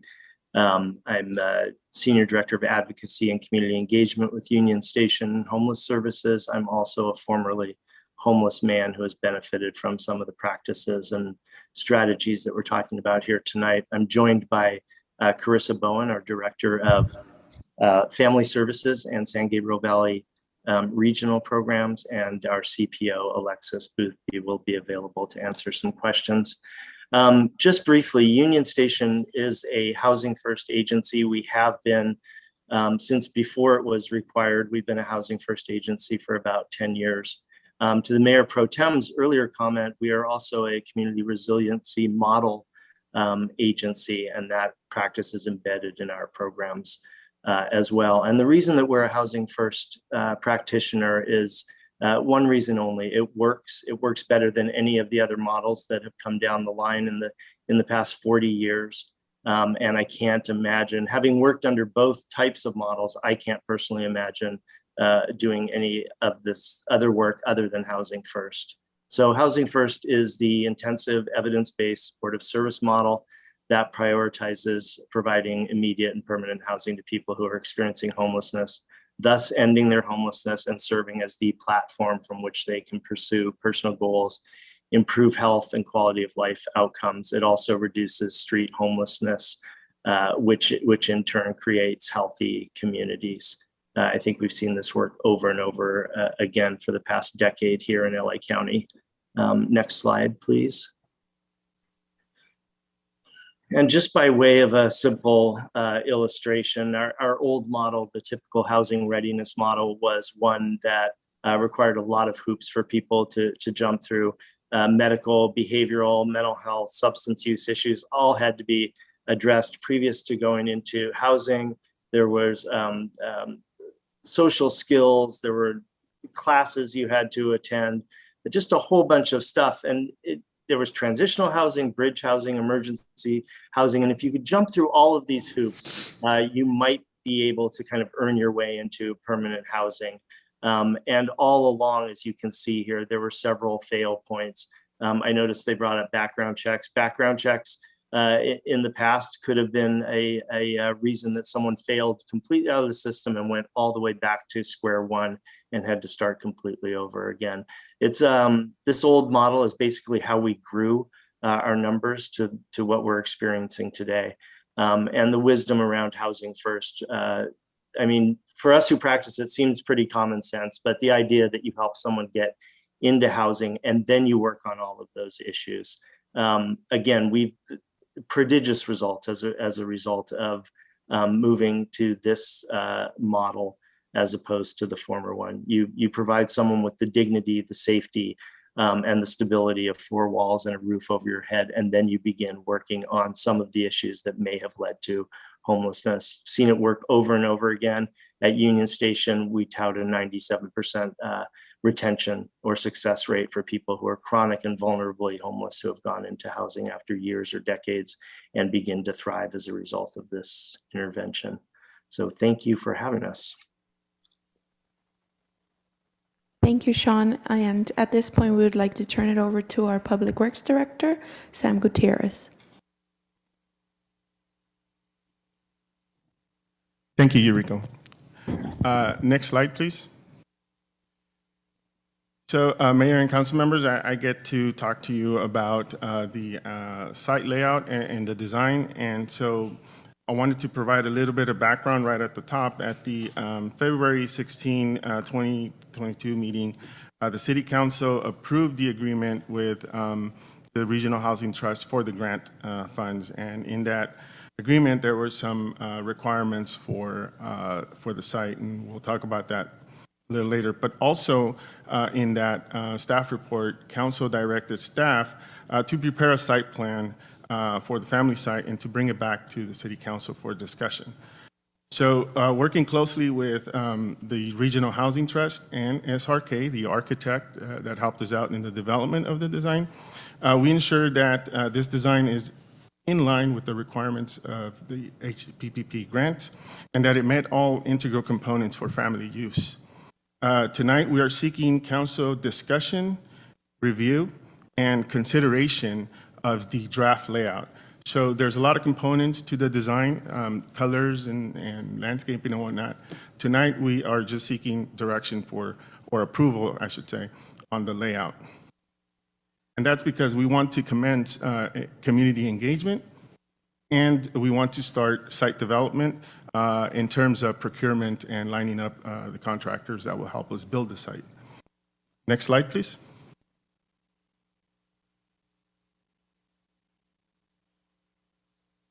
Okay, so staff began working on the project immediately after obtaining City Council direction. So we met on site with the architect and a lot of the stakeholders. And so we decided to phase out the project in two phases. And one, the first phase is the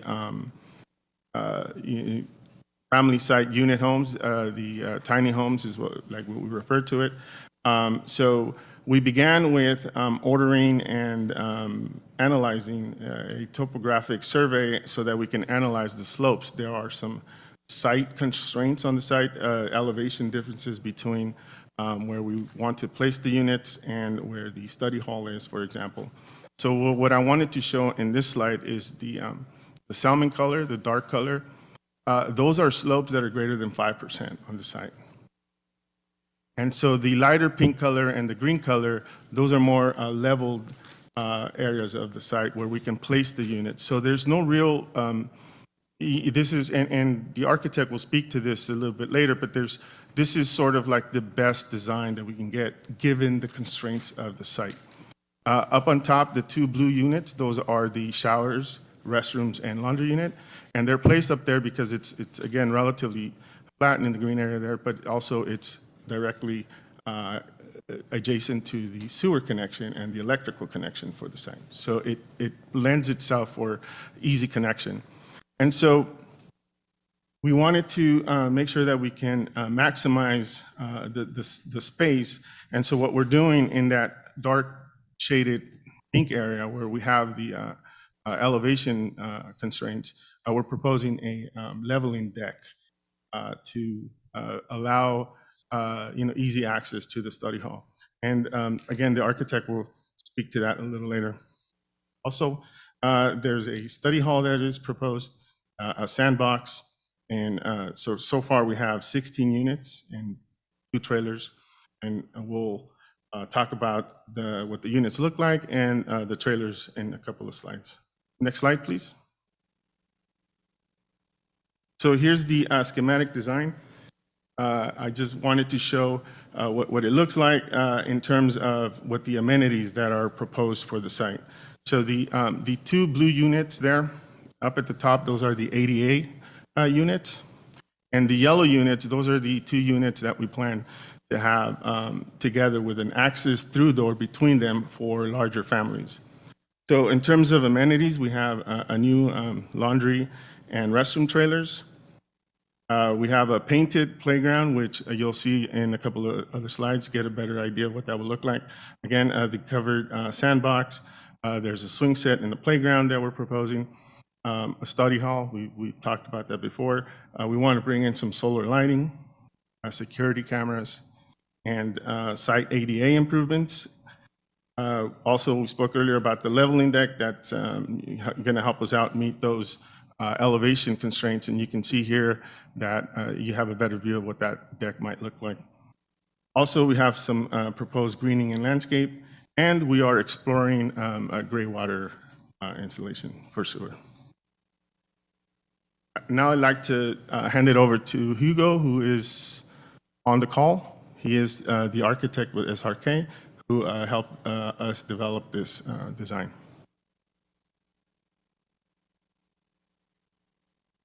Hugo? Testing 1, 2, 3.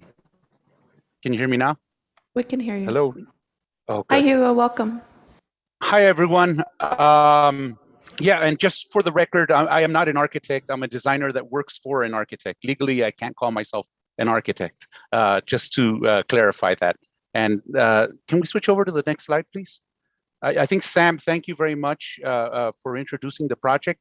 He took care of a lot of the pragmatic elements and how we sort of fit things into the site and why we fit them in. I'm going to pull it back just a little bit and start talking about the context. Now, as a designer, we look at context, the content to inform our concept. And in this particular case, as you can see on the right-hand side, there's the 10 freeway, very busy freeway, very congested and also very noisy. There's a large noise barrier adjacent to the freeway, and that sort of dims down the sound a little bit. The site itself is centered here in this image, and it has one way in. And I don't know if you can see this. Maybe I can annotate on here. Maybe you can't see this. You can start seeing this little dip right here along this wall. And hopefully, what that means is that the site is actually dipping in from the street. So you don't have any visibility really from the street inside. What you do see is the top of the walls, the top of the fences. There's commercial adjacent properties to the east and to the east and to the west. and to the north of the site is a what appears to be a residential unit. One of the things that I considered, I'm going to undo my scribbles here. One of the things that I considered were the occupants, and user groups are super important so that we can design towards their specific needs. In this particular case, the user groups being families vary so differently. The family dynamics now are just incredibly diverse, and to sort of pinpoint that to one specific group or sort of narrow them down to one specific group, I had to really focus on children. And this is infants all the way to high school age. And I had to really understand that, you know what, these people, these children have been couch surfing. They've been living in their cars. They've been struggling. And my attempt here was to make this industrial area into something welcoming. Can I get the next slide, please?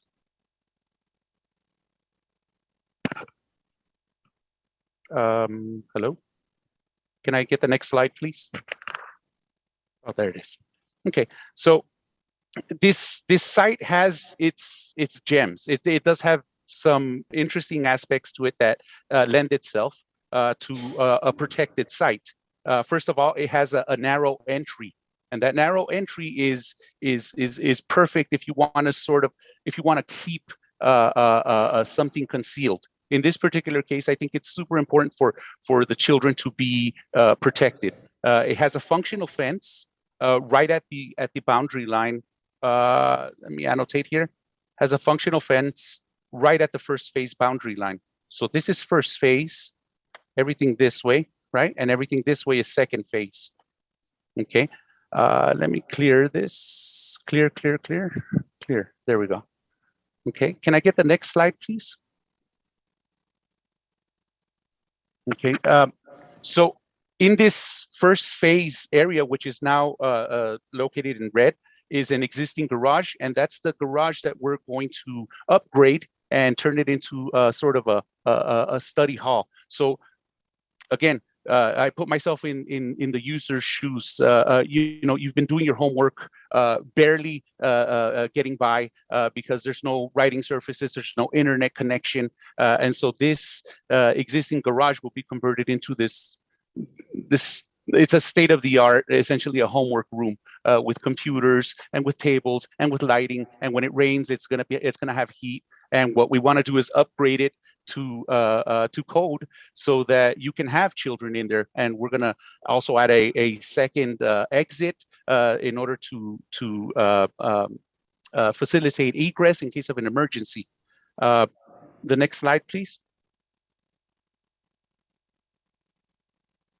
So this is the proposed site. And in this proposed site, I'm going to, let me get my annotate little button here. In this proposed site, we start seeing how this sort of back of house element, it now becomes this jewel that's surrounded by industrial area. And again, on the approach, you know, they come in through their cars. If they come in with their cars, the first thing they start seeing are these patterns on the ground, these recognizable patterns, a hexagon in calming colors. In this particular case, I'm using an orange, which is a tertiary color, and also promotes a sense of well-being, a sense of peace. And then infilled in this field is also a green color, and a green, of course, denotes nature. It promotes reading. There's been a bunch of studies that talk about that. It's still subjective, but in this particular case, it really reminded me of peas and carrots. And who doesn't love peas and carrots? Connected to that is right upon entry. There's also the leveling deck. I'm going to call it a leveling deck because we have a new ADA entrance. And so this is all flat here, and you can access any of the second phase, or you can access this first phase through there. Along with the deck, I'm also proposing some planters. I think green is beautiful. And I think, you know what, having a place specifically designed for children, by someone who's thinking of children, will give them a sense of belonging. I think that's the best feeling you can get. If you're on the street, if you're in a car, you need a sense of belonging. You know, there's certain tiers of certain tiers of necessities, right? We need the safety, we need sleep, we need air, we need water, we need food. In this particular case, I think we'll be fulfilling some of those primary needs, and you know, somebody can get a really good night's sleep here. Thank you.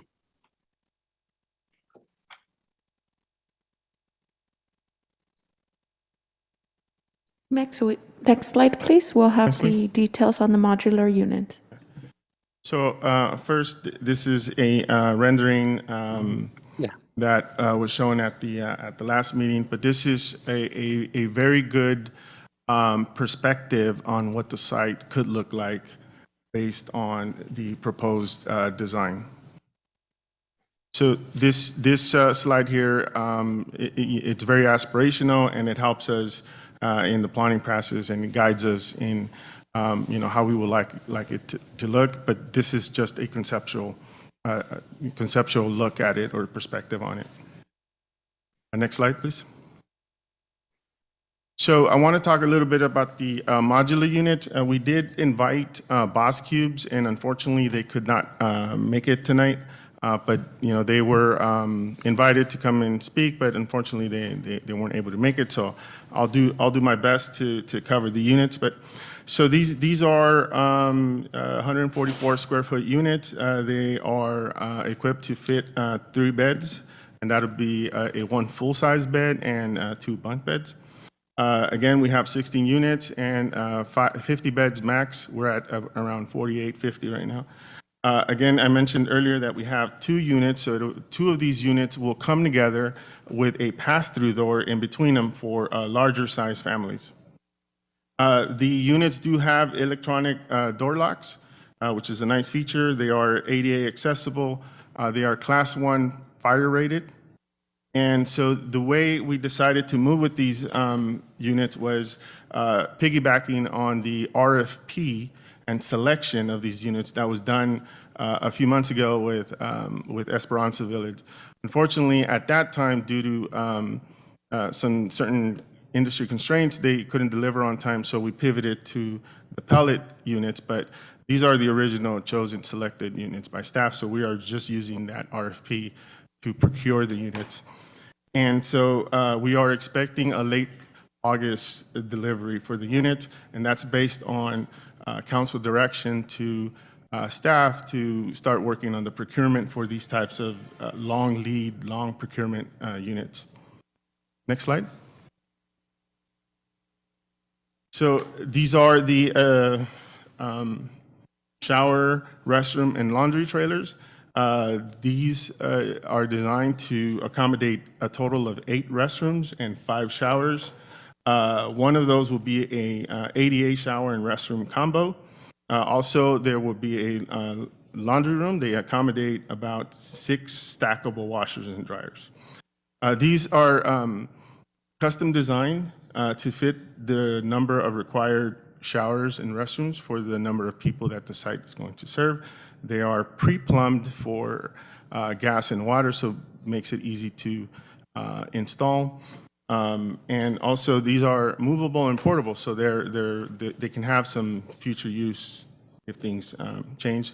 And so, again, this is another item that we have placed a deposit on to begin the procurement process and the fabrication process so that we can get the units in late August.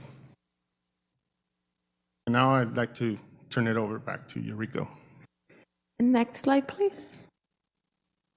In terms of next steps, we are seeking direction of City Council on the acceptance to move forward with the potential loss of funds. Under the guidelines stated earlier, we would then, if approved, work with LASA staff to follow their budget appropriation process for the total potential funding. Also, in addition to that, we would like to begin our community engagement meetings to provide this draft information in various sessions so that so we can obtain project input, any modifications, and then return to council for a final study session to present the final design. And of course, with your input and decisions tonight. Just to note the alternatives, we did look into operational funding from other sources.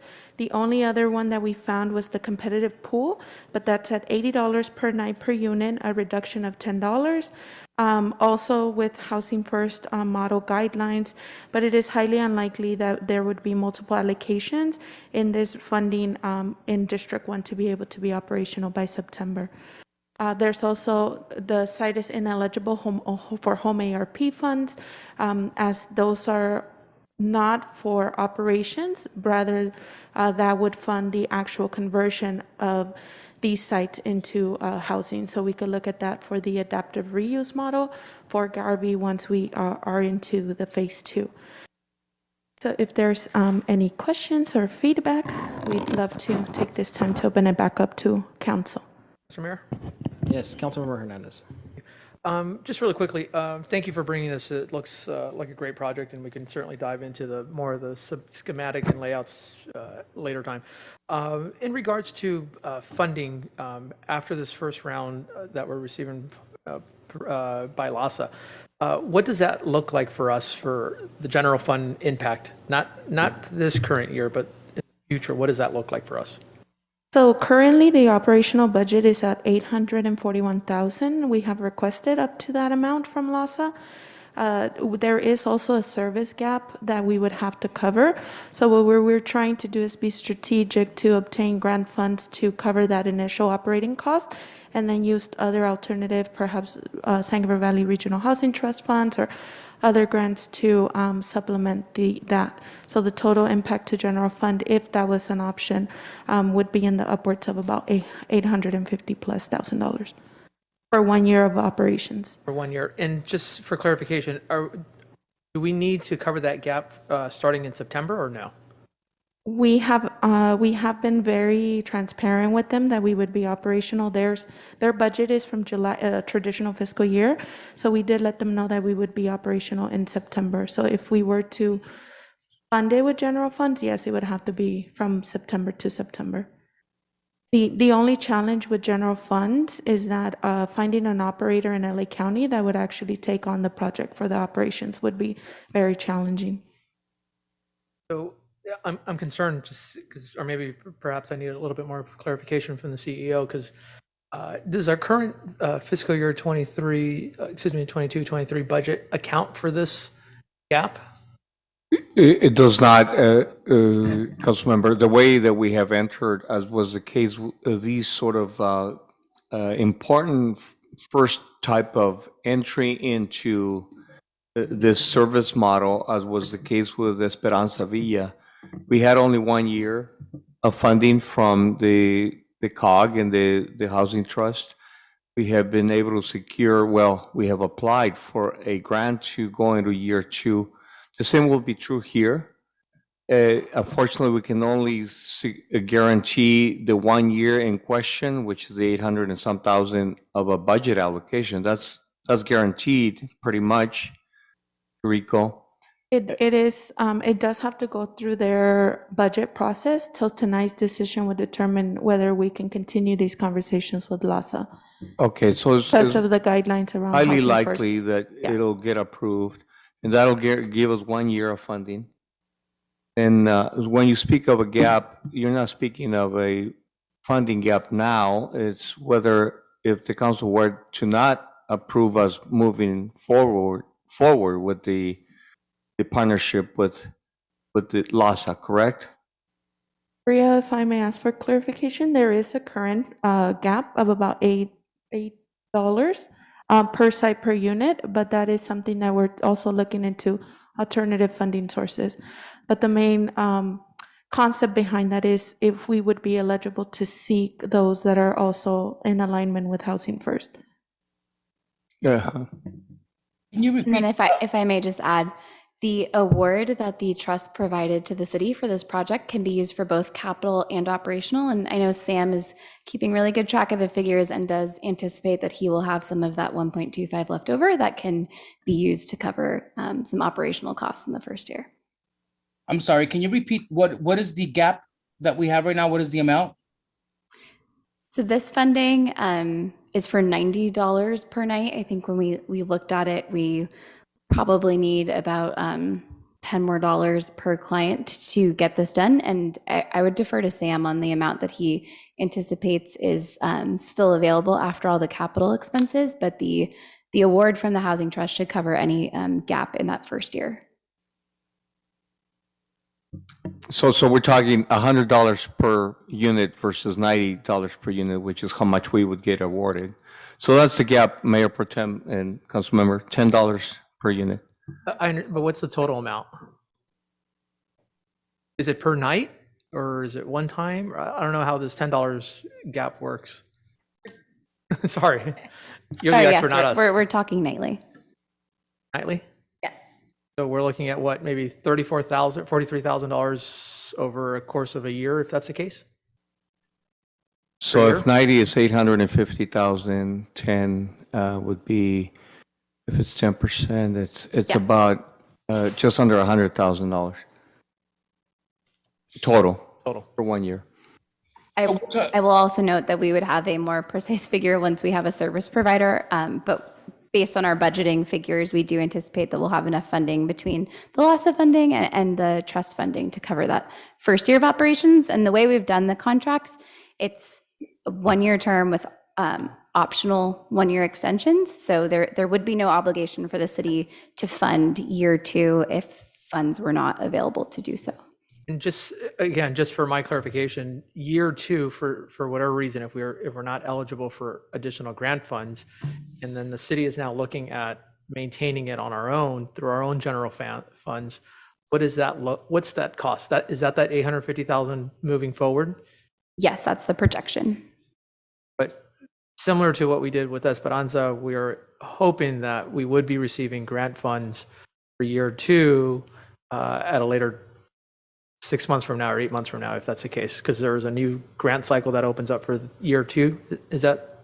Yeah, there should be a loss of grant cycle, and then hopefully there's more county interim dollars, and the trust will support in whatever way trying to seek grant funding for the project. Yeah, no, I appreciate that. I'm very hopeful that we'll receive additional year 2 and year 3. But at some point, if the operational cost is $850,000 now, it's certainly going to be increased over time. It's not going to be $850,000. And that's something that, as a council, we need to be recognized about that, considering that, we're just going through our budget now, and that's already looking at a deficit of $140,000, which we're looking to reduce again in the future conversations. But thank you. Really appreciate that. Sure. I would just add that since we're helping out with that contract negotiation, the trust usually fixes the first 2 years of a contract price and then allows for a CPI increase in year 3. Thank you. Thank you, Councilmember Hernandez. And to add to your point, there is continued advocacy. This is actually the first funding cycle after much advocacy over the past few years to have this type of interim housing funds. So we do anticipate the county to continue with funding cities directly for these interim and bridge housing. I have a couple questions, Mayor. Yes, Mayor Pro Tem. Eurico, thank you for the presentation. Now, what is the goal for these families so can you just kind of run through the process? We have a family who is currently unhoused, and we refer them over to the Garvey site. How long before they get off the streets into the Garvey site?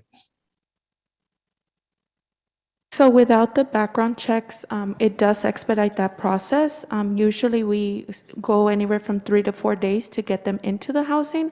But because we do have to wait on the background check results, it has extended that to almost 5 to 6 days. So if a family was experiencing homelessness and eligible for the Garvey side, it would be in a matter of a few days, maybe 2 to 3 days. And now, once they've been placed in this Garvey site, what is the goal? Is it 3 months, or how many months is the goal to transition them from this Garvey site into more of a permanent housing? So the trends are similar to the individual sites. We can have anywhere from 30 to 60 to up to 90 days. And within that time frame, we're also looking at more permanent supportive housing options for families. So it can vary from anywhere from 30 to up to 90 days. So currently our goal is obviously 90 days to, get them into more of a permanent housing solution. However, we know that really has not been the case with the Esperanza Villa residents. So my concern is, which agency or who are we working with that is going to be expediting these families into more of a permanent solution? And what are the odds of getting them into something within the 90 days? There is a huge impact to the Family Solutions Center. However, we do have very key partners in our continuum of care, which is a larger kind of model. So they do start off very locally with the bridge housing that is a local model, and then they get connected to spa-wide or beyond the interim housing phase into more of those permanent models. So we have seen a much expedited exit process compared to motels or other alternative congregate shelter sites. So my next question is, if there's a family who is homeless and it takes them, let's say, 5 days to get into this Garvey site, and we provide them with, let's just say, an emergency hotel voucher, and we're placing them in a hotel for, let's just say, 5 days until they get into the site, would they still take them in, or were they not, because they would not be considered homeless anymore because they're now in a hotel? We would work with our local approaches to ensure that there's flexibility and that they're not counted as a motel family, that they're just in the motel site while their unit is being ready. We do have that type of model right now with Esperanza, and it has been very successful, where people are waiting to maybe just a few hours or maybe one day to get the unit clear, sanitized, and ready for the next client. So they would be eligible under that circumstance. Thank you. I have a question. So who is, are we doing a RFP for bids for somebody to run the site like we did with Esperanza Villa? That is correct, yes. We would work with the Regional Housing Trust to conduct that. And so when we do that, can we try to put one of the requirements as an organization that already has transitional housing? Because one of the things that happens is that some shelters do bridge housing, emergency housing, and they have transitional housing. And so when there's a transitional unit that empties out, the people that are going to get the first dibs are going to be the people that are in their emergency shelter program rather than somebody that's outside, right?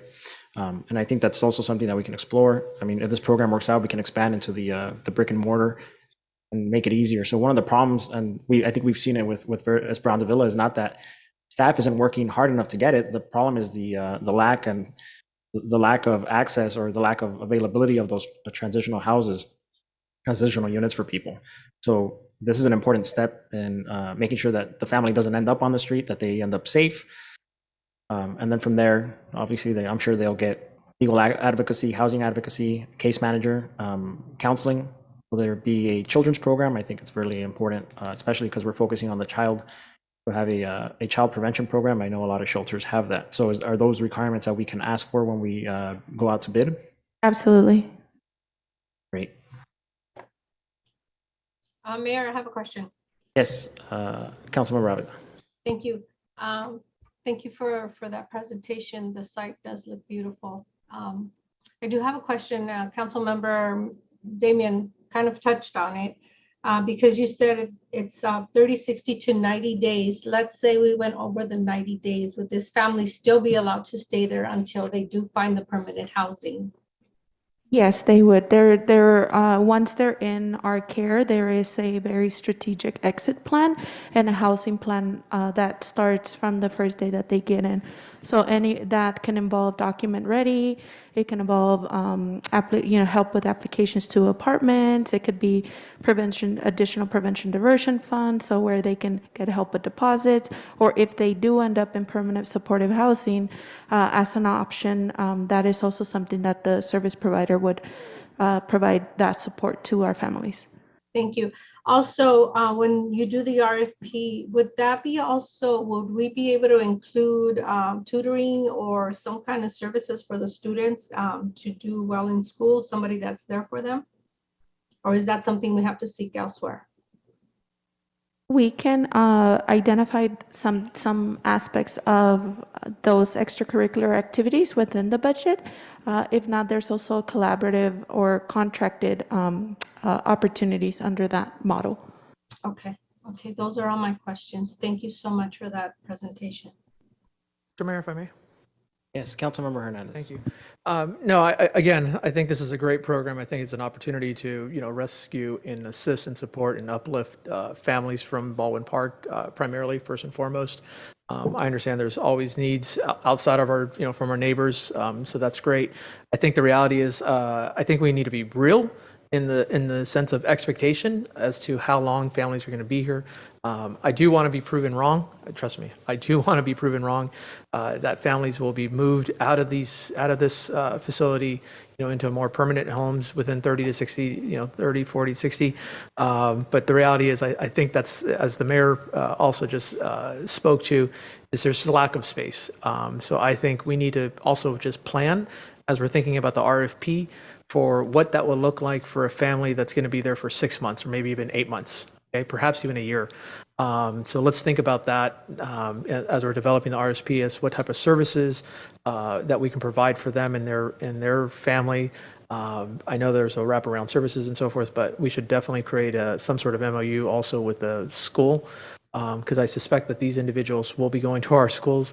So let's just think about that instead of just the short term. I know it's great to say that, but the reality is similar to as Esperanza. That's not what's happening, and it hasn't panned out the way we've talked about that. So great program, but let's just think about what would that look like for us. And I have a couple ideas, and I'll share offline too. But thank you, appreciate it. Thank you. Mayor. Yes, Councilmember Garcia. Okay, thank you. So in looking at the presentation and the site plan, I think it looks great. I like the site. I like the purpose of serving families seeking shelter. And I do have concerns, as I mentioned at the last council meeting, about the funding and the elimination of background checks, specifically to weed out any sex offenders. I don't care about anything else really, except, to prevent sex offenders from being part of this community, because you have children, you have families, you have a very vulnerable population that are already experiencing great challenges, perhaps mental health issues and other setbacks, major setbacks in their lives. So that's my concern is when we were looking at Esperanza Village, I was concerned about the site of that project. And I envisioned that we could have this kind of project on Garvey Avenue. And so this is a perfect site. And it's serving a much needed, a constituency that needs the service. I just wish that we could find funding that could allow us to do a background check specifically for, the sex offenses. So I am concerned about not only what the mix that we're creating on site, because there's no background checks, and also what we're encouraging in the neighborhood, because I need to look at, yes, we want to serve this very vulnerable population community, these families. But at the same time, we also have to look at what are we encouraging in the neighborhood too. And without any background checks that's kind of the glaring question for me, is what are we encouraging? And that is a great concern of mine, and it's hard for me to get over that, not only for, again, what we're creating on site, but what we're creating in the neighborhood. And I understand that there's a Baldwin Park nexus, but the truth is somebody can come and park, a vehicle here for a month and be here in Baldwin Park, and that is a nexus. So again, that is my concern. I really wish that we could find other funding that gave us more control to create a community that is a win-win for, those seeking shelter and then those who already live in the neighborhood. So with that, those are my concerns. And unfortunately, I'm not going to be able to support this once again, although I think the site is great and the constituents will be serving, it's the right match. So I just want to touch on that. I think, claiming that anybody who's homeless is a sex offender is not a narrative to follow. It's not the point here. It's not the common. I work with domestic violence families, and I see families come in without a background check every day, and they intermingle, they hang out, and families are always aware, and everybody's healthy. These are families. We're not letting individuals in, and we're not inviting sex offenders to come in. I think that's way extreme. Sex offenders are registered, so if you were worried about them, you'd be able to see them on the map. I'm sure there's already some in Baldwin Park. So this idea that we're letting sex offenders in is just not really viable at this point.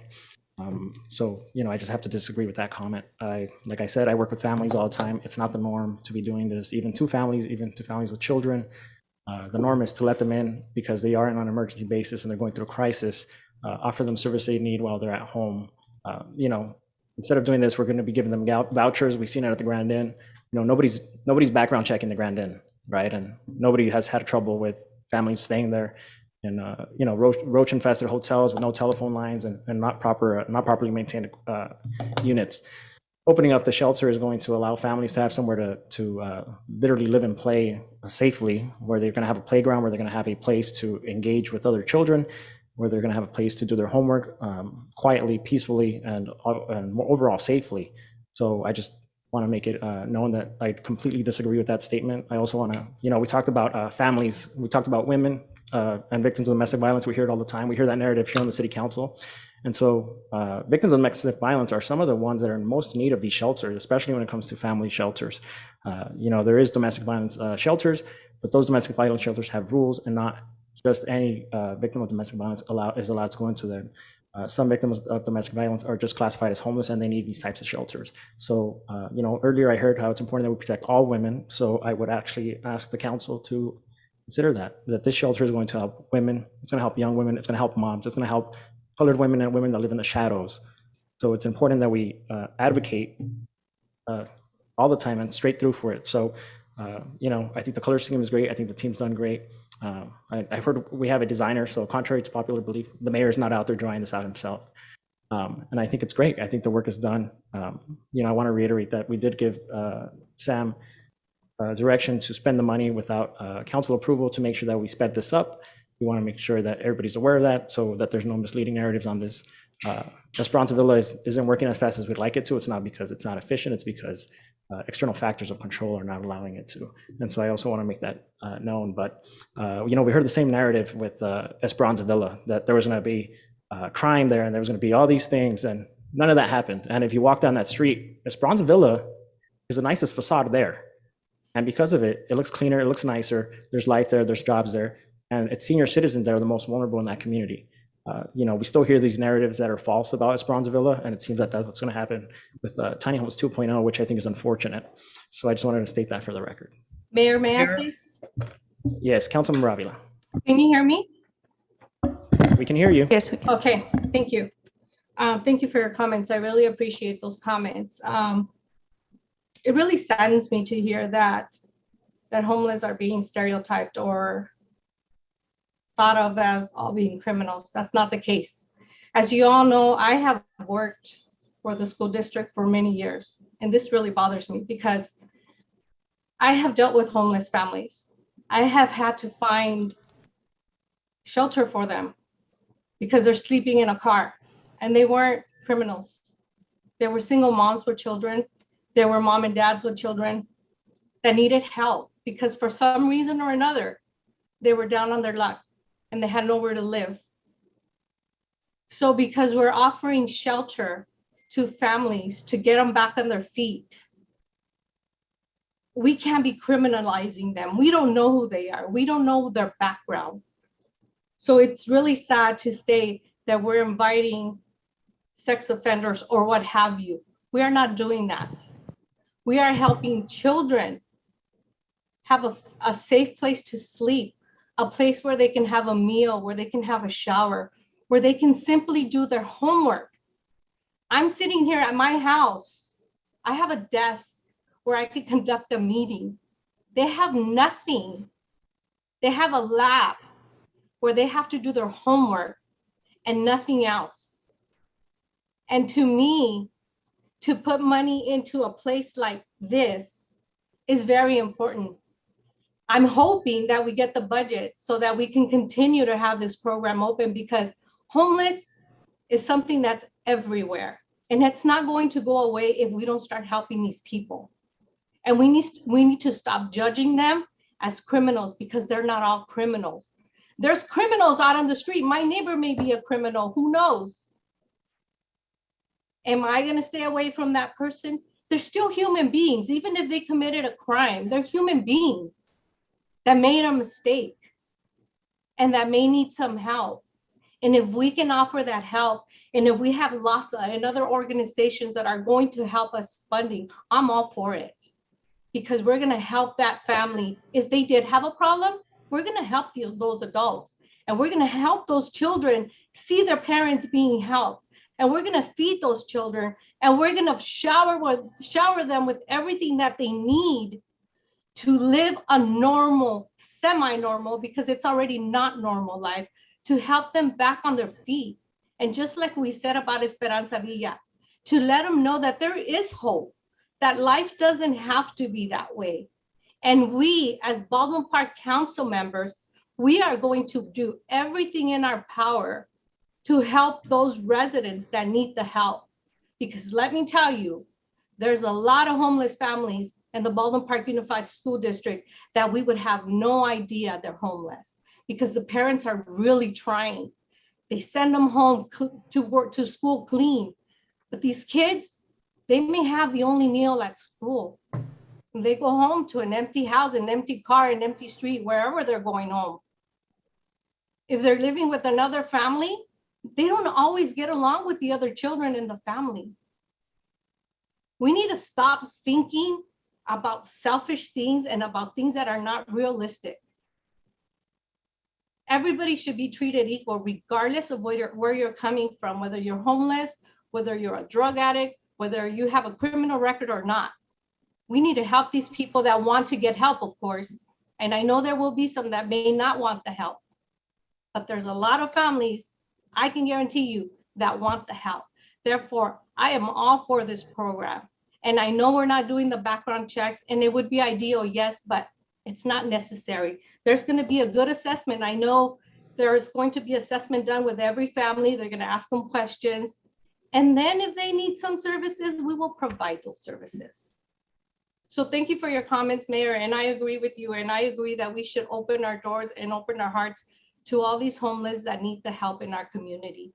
And if they have issues, then that's why we're opening these places, so we can help them. Thank you.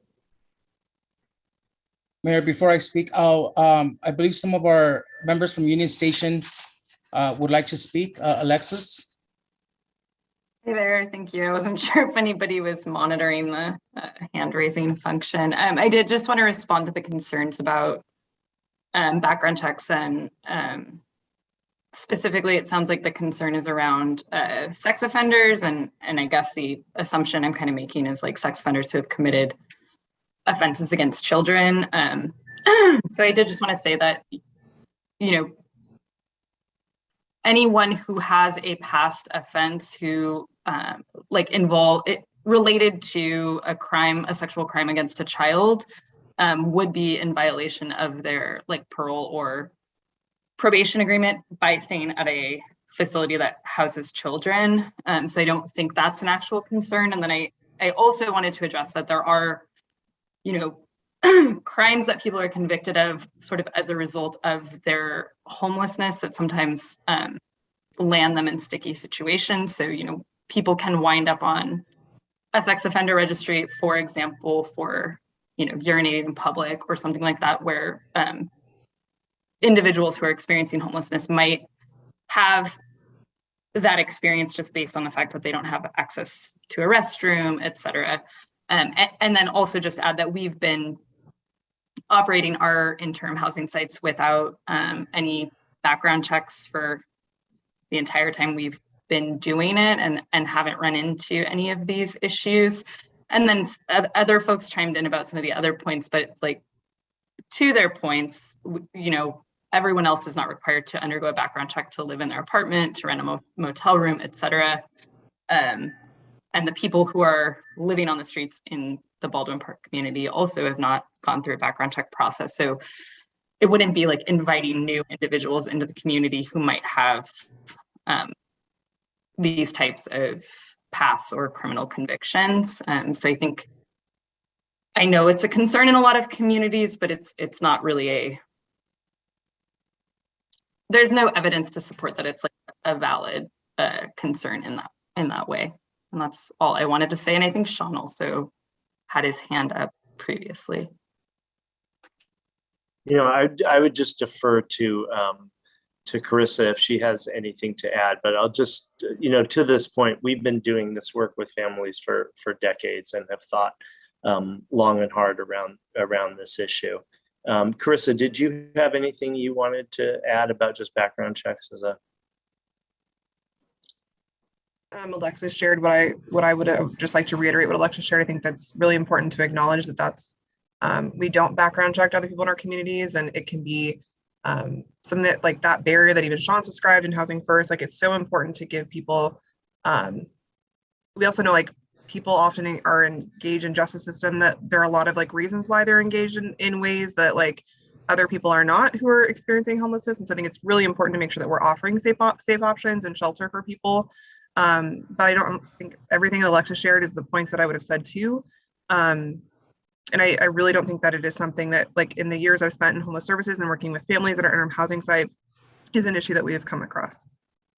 And I would just add quickly that, background checks in general, we think of as a system of harm, a potentially racist practice that has also been forced on people and have impeded specifically people of color from entering certain programs, housing, those types of things. So in that way, we think of background checks as a system of harm in general. Mayor. Yes, Councilmember Garcia. I just want to, thank you for your feedback on the issue. And I do appreciate your comments and the experience that you've had with, these communities. And so I do definitely have an ear for what you have to say, your input. And I want to be really clear that I'm not criminalizing homeless.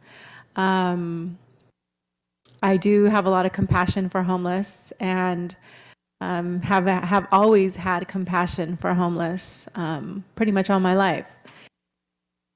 But I just wish that if we could just include, I don't even need a background check on credit or any other offenses, but just the one that I mentioned is the greatest concern for me. And, I would love to say that people will be honorable and be truthful and report themselves. But the reality is, as I drive around my community, I'm seeing new faces and, new constituents, quote unquote. And I'm just, it does concern me. And that's the only thing. And I'm only one member of this council.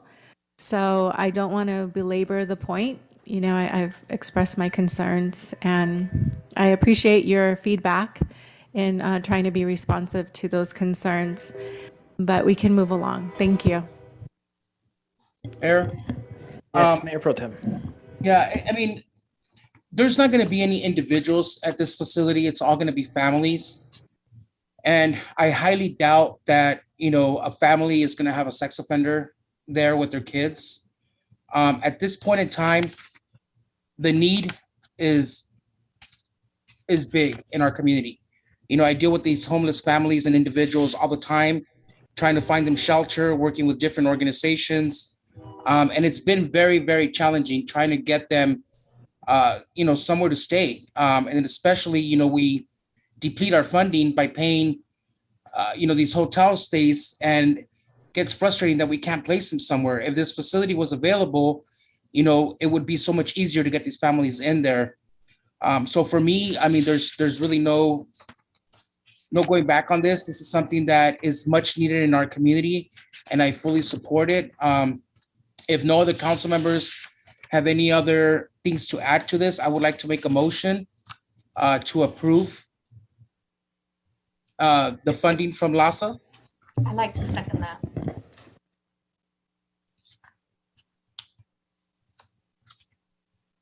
So, Mayor Pro Tem, so I believe you have to make a motion for item 11, 1 through 5.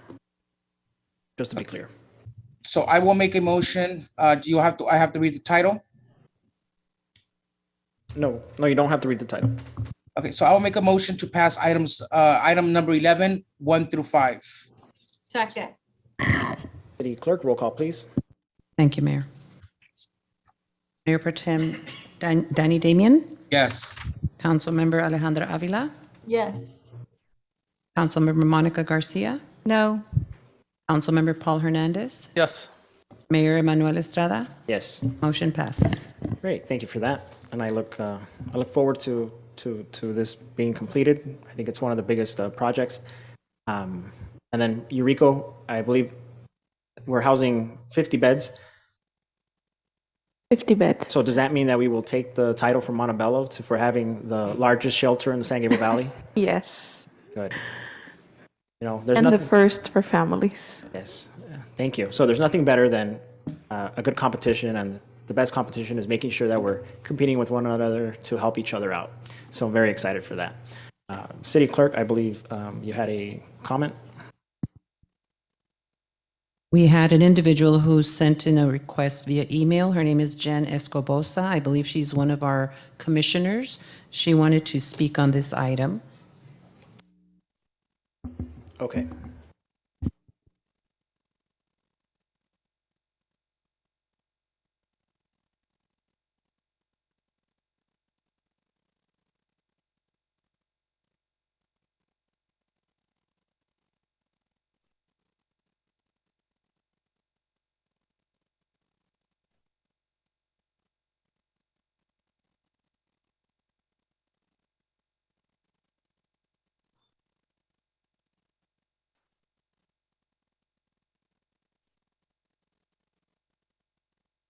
Okay, whenever you're ready, your time will start once you start speaking.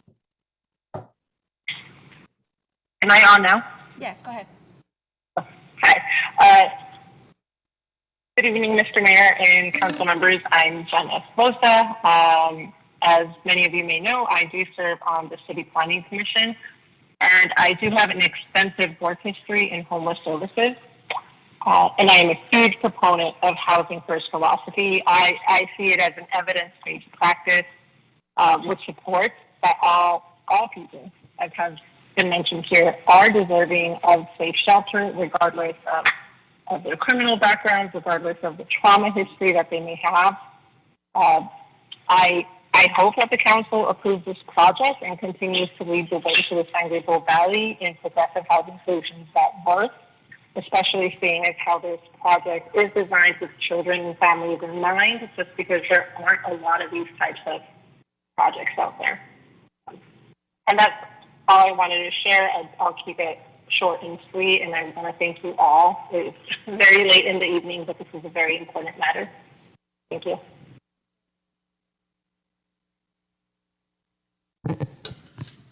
Great, thank you for that, City Clerk. So at this moment, we are down to City Council, City Clerk, City Treasurer, staff request, and communication. And so I just wanted to add a quick one I want to see if we can update our certificates of recognition for the community so that they're a little bit nicer and something that they'd like to show off. And then my request that I had planned for was consideration and direction to implement a pilot program in conjunction with the Baldwin Park Unified School District to offer domestic violence educational courses to high school students utilizing ARPA community funds.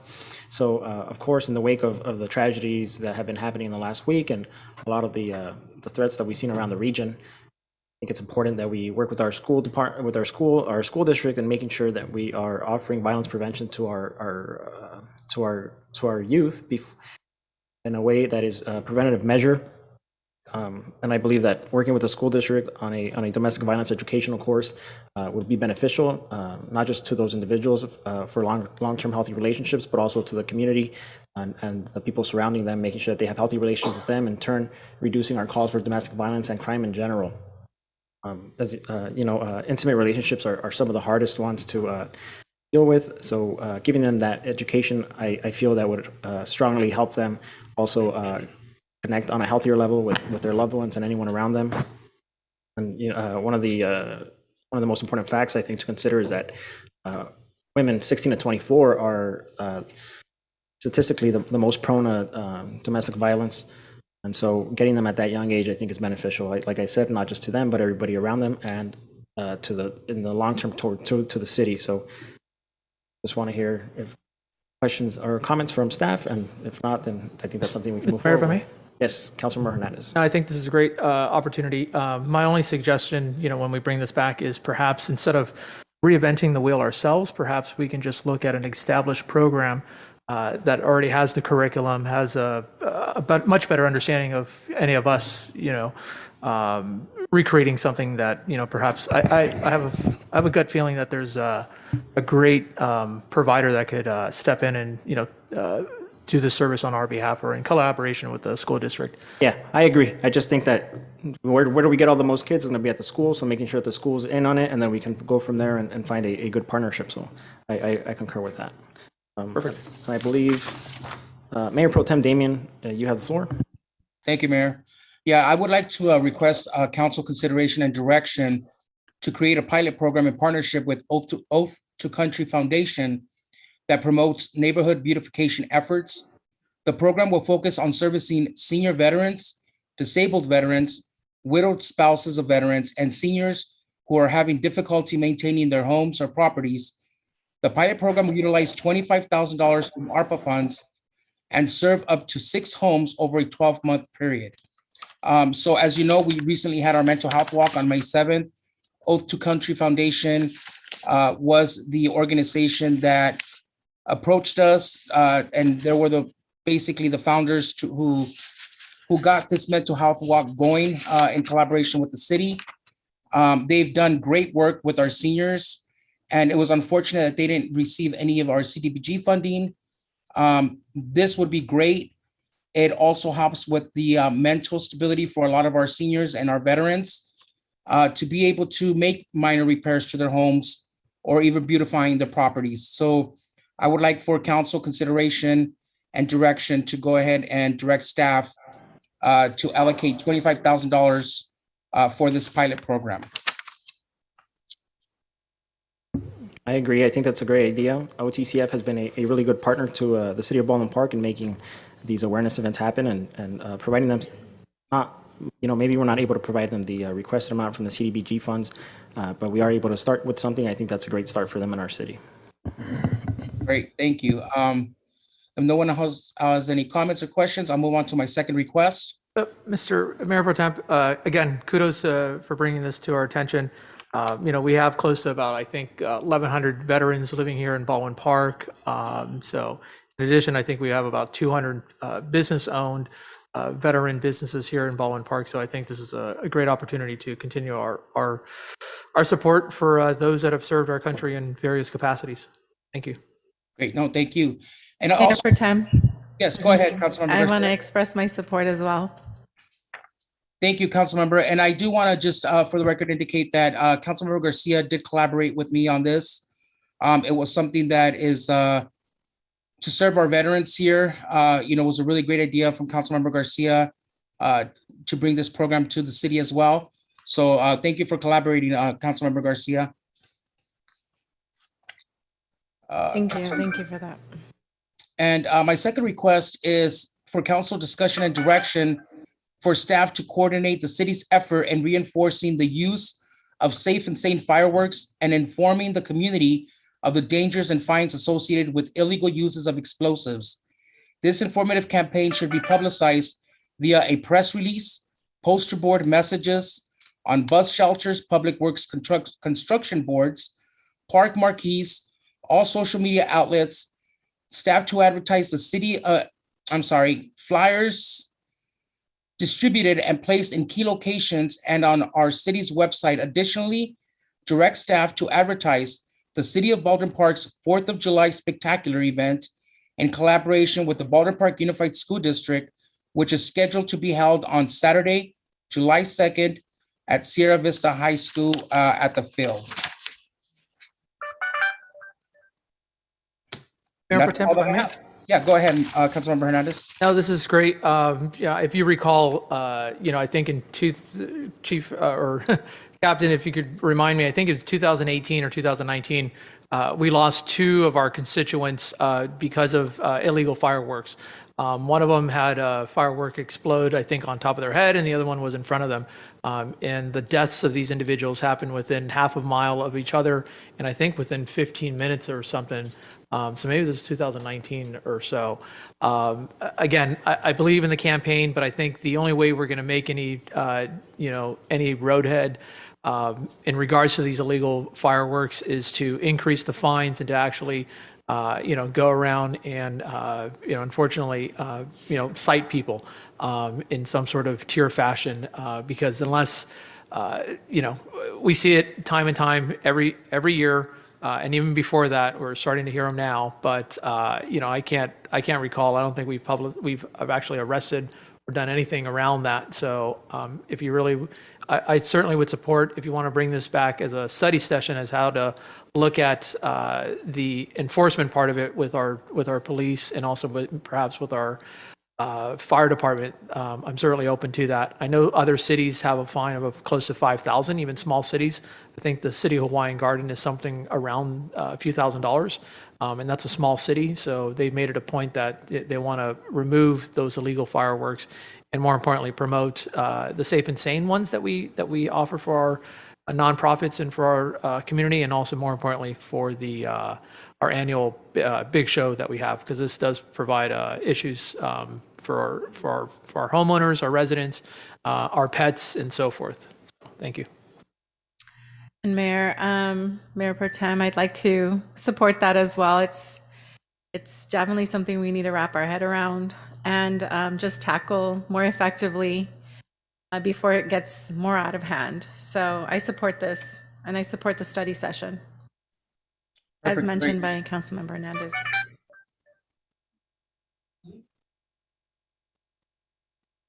Great. Mayor Pro Tem, was that it for your requests? Yeah, that was it for my Great. request. Thank you. Okay, Councilmember Hernandez, you have the floor. Thank you. Appreciate it. I have 2 items here. As we all have recognized, this past month has taken quite a bit of toll in regards to mass shootings, ranging from the racist attacks that happened in Buffalo, New York, where I believe 11 individuals passed because of that, gun violence, and then just a few days later, here in Laguna de Guel, there was a church that was attacked because of political issues there. Again, gun was used for that threat and violence. And then, of course, the incident that happened in Texas, where we had 19 children and 2 teachers.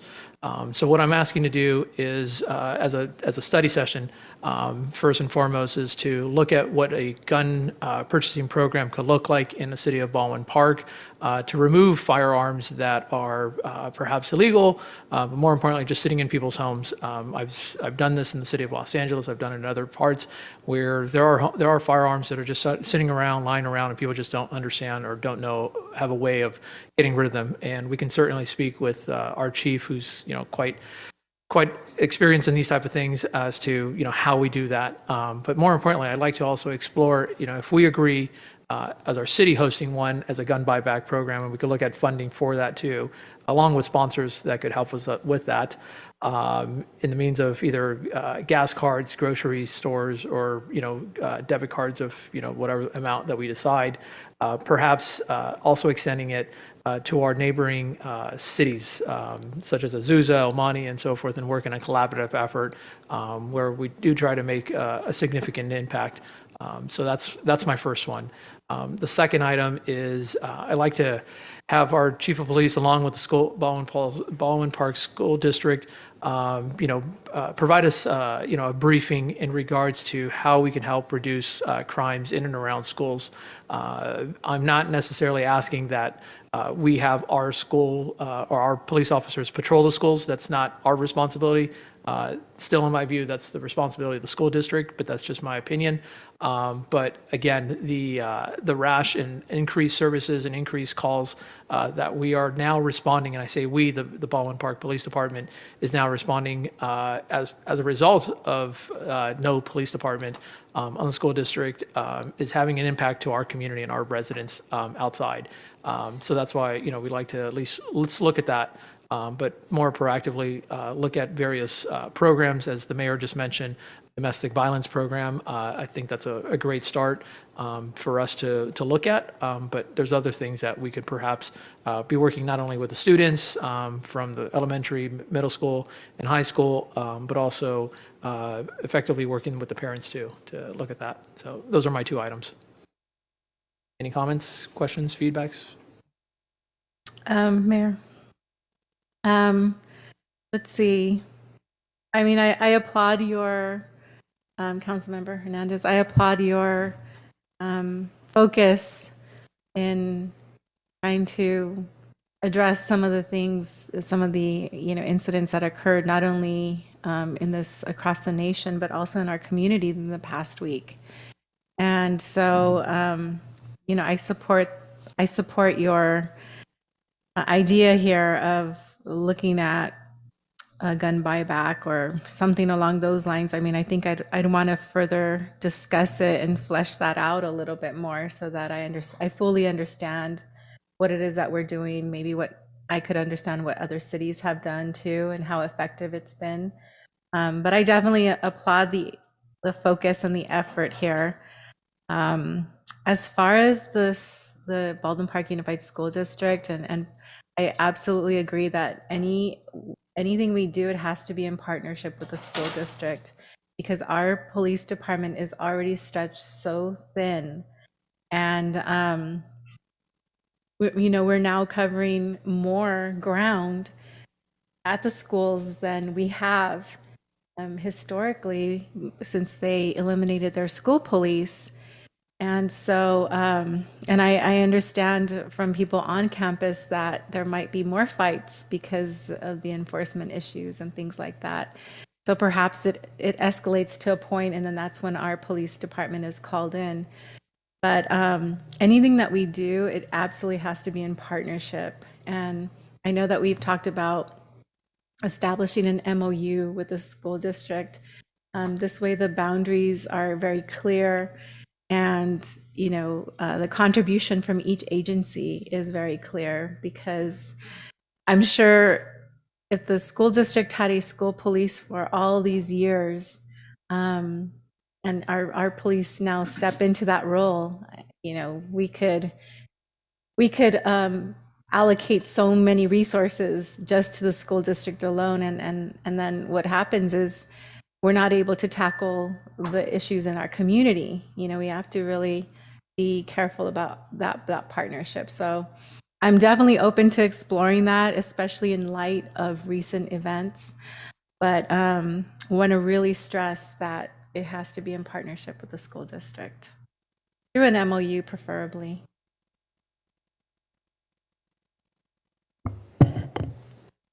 Great. Councilmember Hernandez, were you done with your comments? Yes, sir. Great, thank you for that. And then just before we leave, I forgot to bring this up when we were talking about the tiny homes, but if we can check, because from my understanding, when somebody's on CalWorks and they go into a shelter, I believe CalWorks might be the ones that fund that program. And I think that there's also CSBG funds by by county districts. So I think there's CSBG funds specifically for District 1. So if there's somebody that's homeless that lives in District 1, the county is able to pay for those. So alternative funding sources like that. So thank you everybody for being, yes, City Clerk. Thank you, Mayor. I wanted to first apologize. I was not in attendance at our last meeting. I was dealing with some flu, and it took away my voice, and I was not able to be here. I had promised a couple of individuals who work at the Kaiser Permanente Medical Center that would bring this concern to the council. At the intersection of Baldwin Park Boulevard and Dalewood, there has been some traffic congestion, especially when these big rigs are coming north on Baldwin Park Boulevard and trying to make a right-hand turn onto Dalewood to get onto the 10 freeway. And a couple of times, if they're experienced and seasoned drivers, they can make that turn. Sometimes they can't, and they take our signal with them. And at other times, individuals who are parked waiting for the light to turn green have to pull in reverse to allow these trucks to get through. So I promised these individuals I'll bring it to the council. I don't know if there's anything we can do about it. One said, why can't you just buy property of the, the property in the corner there from, what's it? Not Caltra, the service, the business there. Oh my gosh. Ones that deliver packages. UPS. UPS, thank you. Why can't we just purchase the property there, the corner property of UPS and make it easier? I told them, I went like this, the money, right? But I did promise them that I'd bring it to the council, see what we can do about it, and do some maybe traffic study.